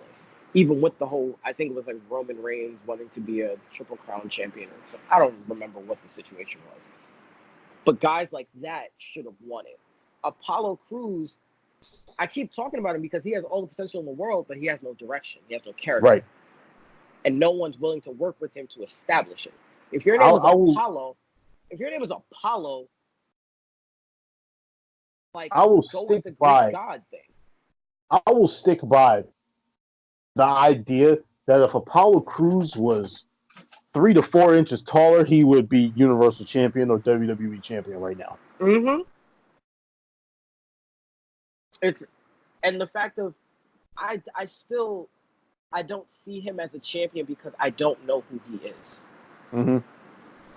And right now, to me, we don't know who he is because of the fact that he has too this early. look. Yeah. He got pulled too early. He had just started going on the upswing in NXT, and Triple H was just starting to establish him as someone in NXT when he got pulled up. And then he had a couple of really good matches, really good early matches, a la John Cena. And then they pushed him by the wayside. Mm-hmm. And it's like, well, what do you expect from guys like that? Like, if you ask what is the Apollo Crews character, I can't tell you nothing. No. I don't even think honestly doesn't really even have a character. It's just a matter of like he's a black guy. He's there. Athletic. Yeah, he's just there. And it's like even with Bobby Lashley to a degree, he still has somewhat of he's the black Brock Lesnar and in the best way. In the best way. But that's his character, and that's fine. And I feel like they only brought him back to fight Brock Lesnar. And now Brock Lesnar's not in the title picture, which makes everything terrible. Yeah, and the thing that kills me is that like Brock Lesnar's now not doing anything. Why is Bobby Lashley now feuding with Brock Lesnar? Yep. You bought him back for that match. In between for over the Money in the Bank. Yeah. Like I don't understand. Like it doesn't. Neither do I. It doesn't make sense to me. It just doesn't. And it's like if I'm Bobby Lashley, like I'm just collecting. It feels like he's just collecting the check now because like everything they promised him creatively is not there. Yep. That's initially why he went to TNA. It's why he went and did the independents. Because at the end of the day, they're viewing him as a joke, and it's like, all right, he's a musclehead, but you're not pushing him the way you should be pushing him. Like him and Drew should have had a feud. Him and Brock should have had a feud. Him and Strowman should have had another feud. Should have had a better feud than what they're having. Yeah, like they should have really like they should have had a Roman Braun type of feud, like those hot, heavy bruiser, like the way Sheamus and Cesaro's matches went, kind of feud. That's the kind of feud they should have been having, and they just don't. They refuse to do it with these guys, and it's upsetting. It's just back to Brock Lesnar. Like I feel like this is all a fallout of the Brock Lesnar component. And it's like, yeah, am I making Brock Lesnar a scapegoat? Yes, I am. I'm making Vince McMahon and Brock Lesnar 100% the scapegoat for a lot of the lack of development and talent because I can't even give it to writers because we don't even know what the hell writers are, what the plans are for the writers because they get changed every week. Yep. So I can't even blame them. I used to blame the writers all the time. I can't blame them anymore. When Vince McMahon left SmackDown alone, notice SmackDown was the most successful it's been since the brand split. SmackDown was by far the best brand when Vince didn't give a shit about it. And they just let them be them. And that's sad. That just goes to show that, like, we've all said, like, we're going to wait till Vince McMahon does the XFL, but it's like, now rumor has it that he's not going to even go away when they do the XFL, and I don't know how he's going to balance the two, but neither do I. He needs to focus on that part of his business now and leave the wrestling. He needs to focus on the entertainment sector of the WWE and leave the wrestling to Triple H and Stephanie. You know what he needs to do? If he can't, like, and then we're talking baby steps, because of course we got, all kinds of ideas of how he should be able to actually change this thing and push it into the right direction. But in my opinion, what could be done and what should be done is they need to have some type of continuity coordinator over their writing department. They're hiring. I've legitimately seen the listing on like Indeed. I've seen it on their website. They're actually looking for this. Uh-huh. But I think they're only looking for it because people have complained about it. I don't think that person's going to have any real power. And But even then, you have to have like 10 plus years of experience. The level of qualifications that they have for that job is ridiculous. And the crazy part about it is anybody that actually watches the current product and has an idea of how things work within the community and work within the company, if you look at, you know, the stuff that's been going on, anybody with that much experience would be like, I'm not touching this. Yeah, because it's not fixable. Uh-huh. Like, unless you do like a hard, like we said, you either introduce factions to a point where people are like, why are all these people getting thrown together? Then it's like, well, we kind of need them to be. And you pick the right people to do the right things, and you go back. Like, this person's going to have to go backstage, sit down with every individual wrestler on the roster, and really get an idea of what they want to do creatively and how they would mesh to right the ship. And that's the only way to me, because like you're looking at TV ratings, and I'm not doing that so much because not a lot of people are watching TV anymore. Right. But if you want a product where like people are going to watch TV, you got to give them a reason to watch TV. Yep. And it's like, in order to do that, you have to let the wrestlers and wrestling veterans who know the business, who know how things work, who understand storylines, who understand writing, and you have to mesh them with fans who understand that you have to let wrestlers be wrestlers, but then you also kind of can't let them get ahead of themselves, if that makes sense. And you have to kind of have that collaboration to right the ship in the right direction. Like NXT is starting to fall off a little bit for me, and I hate to say that because they keep having to recycle it because their stars keep getting pulled up too early. Yeah. And it's not their fault. But I think with them, every time they have to do like a hard pause reset, they do it the right way. Where they let, like, again, that guy, Djakovic, right? That's his name. Yeah. Right? Him and Keith Lee, they've never been able to have that fight because both guys keep getting injured. But whenever Keith Lee was hurt, Djakovic got the push. Djakovic got hurt, Keith Lee came back, Keith Lee's getting a push. Yeah. So eventually they're going to meet at some point, and that could be for the NXT title, that could be for the North American title. It could be for any one of those things, and that's already built in now. So, like, even if Keith Lee has nothing to do when Djakovic comes back, you have the promos from the Performance Center. Like, you have the things now where, like, they did a combine where, like, people are talking about their numbers at the combine. People are doing interviews at the combine, talking trash to each other, talking across the room. You know, stuff like that, where it's not even, we're talking about TV ratings. If you want people to tune in for TV, go to where the people are. Don't try to make them come to you. Go to the internet. If you're going to put exclusive promos on Twitter and Instagram and all that, do more of that. So that, you know, if you're going to put talking smack on something, like Triple H does his review after every NXT show. And I guarantee you, I always listen to what Triple H has to say. We always go to his Facebook page, always go to his live stream. If you're getting those kind of numbers, because people are paying attention to that kind of things, go there. You know, let these wrestlers shoot promos from their personal accounts. Because people follow the wrestler personally, not so much the brand anymore. Yep. And if you're going to brand these wrestlers, let them build their brand individually so that when they do become factions and they do go on TV, they do announce certain fights. People are going to want to watch TV because it's like, oh, no, I like this guy. I connect with this guy. I'm going to root for it. It's the same thing like when you're trying to build a fan base on a sports team. You have to make people care about the team. People don't care about WWE anymore. The reason why people love AEW is because they care about the brand of AEW. Yep. No one cares about WWE anymore. So, since people don't care about WWE, all right, make it about the wrestlers, not about the brand. That's how you get people back. Let these guys do their thing. And then when these guys get themselves over, you do not nerf the fact that they're over, a la Zack Ryder. Zack Ryder got himself over by himself on his social media. But because of the fact that that wasn't the plan, then all of a sudden we had to have the Bury Zack Ryder campaign. where we're having Zack Ryder get like thrown off of the stage by Kane, where we're having John Cena up there tonguing down Zack Ryder's supposed girlfriend right in front of him, and all of this junk. Like, yo, what is the deal with this? Like, we can't sit up there and just because of the fact that somebody is starting to get momentum behind them, and you weren't planning on having that person have this momentum, now all of a sudden it's just like, nah, we can't do that.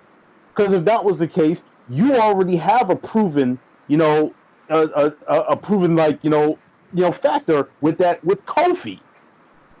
Kofi wasn't supposed to be anywhere near the main event before Elimination Chamber, but because of the fact that Mustafa Ali got hurt, he got put in there, and then he went out there and had this barn burner of a gauntlet match. Now all of a sudden, Kofi Kingston is about to go in here, and he might become the WWE champion. We don't see it happening, but on the real, if it does, we as a fan base are about to explode because that's a guy we've been watching for a long time, and he then finally got himself into a position where he can succeed. All right, That wasn't planned. So it's not like we can't sit up there and actually be like, all right, this wasn't the plan. This is starting to move in a way that we weren't really expecting. You know what? Let's just go with the flow and see how long. Let's just go with it. It Becky worked Lynch. with Becky. It worked with Becky. It worked with Kofi. Why doesn't it work for everybody else? Because they don't. It makes your writing easier. So it's like it lets corporations be corporations, and it lets creative be creative. There should be a separation of the two. It's how it should be, and I don't understand why. I don't understand why Vince McMahon has to be such an influence on the creative product. It doesn't make sense to me. Because now we have an idea, according to what they were saying, that they're in the back, they're writing for an audience of one, and that one is Vince McMahon. For whatever reason, Vince thinks that the only person who needs to be entertained in all of this is himself. Because of the fact that he's spoiled from Fox. He's spoiled from NBC Universal, and he's spoiled financially, from the other two, as well as now from the Saudi Prince. He has all of this money rolling in, and he's just like, you know what? Let me go out there and have fun myself. And that's not how we run it. That you can't. I don't own a business, but I know how customers think. I know how it is from a management perspective when I'm sitting up here and I'm listening to customer complaints, and I'm just like, I completely understand, and I can't do a damn thing about it. Exactly. Like, it's just, and it's exhausting to watch because it's like there's like these little moments of like, okay, this reminds me of a hybrid of what I love about wrestling. Like, I can't even say WWE. What I love about wrestling, what I love about the industry, and then as quickly as it comes, it fades. Yep. Like, what was it? One of my biggest complaints when it comes to the WWE, and this is Raw and SmackDown right now, is the beginnings of these episodes are so formulaic. And not even just the beginnings, but when I turn on Raw on Monday nights or whatever, I'll be sitting there, all right, it's 8 o'clock. Raw's opening, we're having our then, now, and forever thing, and I can almost guarantee you one of 3 people is about to come out. It's either going to be Seth Rollins, it's going to be Roman Reigns, or it's going to be Shane McMahon. And as soon as Raw comes on, here comes the money. There you go. And it's just like, I don't need to watch. It gets to a point now where you lose people watching it because we don't need to watch to know what's going on now. Right. It's like, I'm not gonna sit there and watch the same episode over and over and over again. Like, this isn't Friends or How I Met Your Mother. If that's the case, I'm just gonna follow whatever you do on Twitter. I'm gonna let you post whatever you're gonna post on Snapchat or whatever, and then I'll just keep up that way because it's like, it's not worth me watching because it's not engaging. It's not. And if I see something in those tweets that I find interesting, then I'll go on to YouTube, which your idiot media people are putting stuff up as it's happening, rather than waiting a day or two or something to allow people to sit there and actually watch your product and then go out looking for the clips and everything like that. If I see something interesting in the middle of that, then I'll just go watch it on YouTube. Like, oh wow, well, that's what happened. Okay, nice. Yeah, and it doesn't. There's just so much wrong there, and it's just the simple fact of you're shooting yourself in the foot now. Like it's at a point now where you just shoot yourself in the foot, and it's just like you wonder why you're losing TV ratings. And it's not because people aren't watching TV. It's the fact of we don't want to see the same thing over and over and over again. And that's all you're giving us. And you're running out of things to blame right now. Granted, you have the Women's World Cup going on over the summer, but I didn't even know. How many people? That was okay. Granted, you have. I said, granted, you got that going on, but at the same time, like you tried to put bad ratings on Memorial Day. That was bullshit because of the fact that Memorial Day ratings don't ever really drop like that. All right. No. You tried to put it on, we're up against the NBA Finals. All right. No, you put on a bad show anyway. All right. Mm-hmm. And so I'm not even gonna turn. Like, yeah, I'm sitting up here. I haven't found myself watching a full episode of Raw since right around WrestleMania. Mm-hmm. Like I've literally, you can talk to Paul, you can talk to Joe, all of us. I've been sitting up here. Raw will be on TV. Hell, because we sit up there in the middle of the chat. Y'all be talking like, yo, oh my God, this just happened. What are you talking about? I'm up here playing PlayStation. Yeah, like I got my PS4. Like, wait, hold on. Like, yo, we back and forth. So bad, and I will admit this on the podcast, and y'all can roast me if I want. I've watched The Bachelor full episodes multiple times over watching Monday Night Raw. I've watched The Bachelor and The Bachelorette. I shit you not. Yo, a couple of weeks ago, when Game 5 was on and E3 was on at the same time, this is how things was going. I was sitting here. I had my computer sitting up here next to me. I had E3 playing right here. I was sitting up here. I had the PlayStation on. And I have my remote sitting next to me. It's sitting over on the TV stand, and that's too far away, so I can't pull it over here. But I was back and forth. Okay, let's get back over to this other HDMI channel so I can see what's going on in the game. All right, that's happening. All right, back to commercial, back to the game. We back playing Persona. We back playing Spider-Man. We back playing Metal Gear, whatever the hell I was playing at the time. That's what I was doing. Monday Night Raw was not in the cards because they weren't putting on anything spectacular. And I cannot get with the nonsensical product that they were putting out there, going into and knowing that AEW is coming. And the thing that I love is that you have all these people saying it's like the Spurs mentality before the Miami Heat knocked off the Spurs. Yeah. And they were like, oh, they're big. They think that they're this, but they're not going to beat us. They're not coming. We're the Spurs. Nah. When you look at the Golden State, team, LeBron's great, but he's not going to beat us. What happened? Kawhi's great. He's not going to beat us. What happened? Mm-hmm. Like, how many times do you need these examples to say when there's a product that fans, and it's even said, people who, it's documented now. Fans who have canceled the network are the same fans that are selling out Double or Nothing, that are buying the pay-per-views, that are doing everything. And they're trying to figure out a way that fans don't have to buy pay-per-views. They're trying to get enough capital that fans don't have to buy. If there's an AEW network by next year, I guarantee you I will probably cancel my subscription. Mm-hmm. And just because they put NXT on Hulu anyway. Mm-hmm. They put the takeovers on Hulu anyway. So why do I need the network? Why do I have to pay an extra $10? Man, I was sitting up here and I was watching. It was probably Wrestle Talk, but I don't remember. I was sitting up here watching one of the podcasts, and they were saying they went into the ticket queue for AEW's for All Out just on a whim. They wanted to see how things were. There was like 150,000 people waiting. Yep, just waiting. They could have sold out. An arena don't even seat that much. It's just like 30,000 people. Yeah, like AEW right now could seriously by themselves sell out Madison Square Garden, and that would burn Vince in the spread. Because I don't even remember the last time Vince really sold out Madison Square Garden. It was like Royal Rumble, like 2015 or something like that.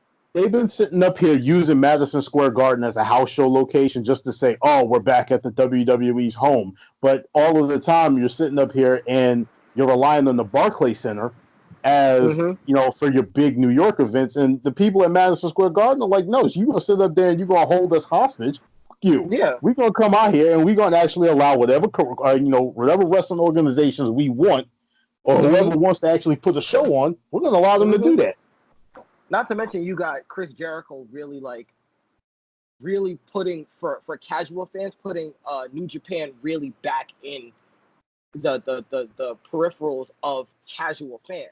Because I mean, it's not like they needed Chris Jericho, but now you have Chris Jericho. Now you have Jon Moxley with a championship that is gonna in his very first match. In his very first match. Not only that, but now you have the relationship between New Japan and AEW, where like New Japan's titles can show up on AEW and vice versa.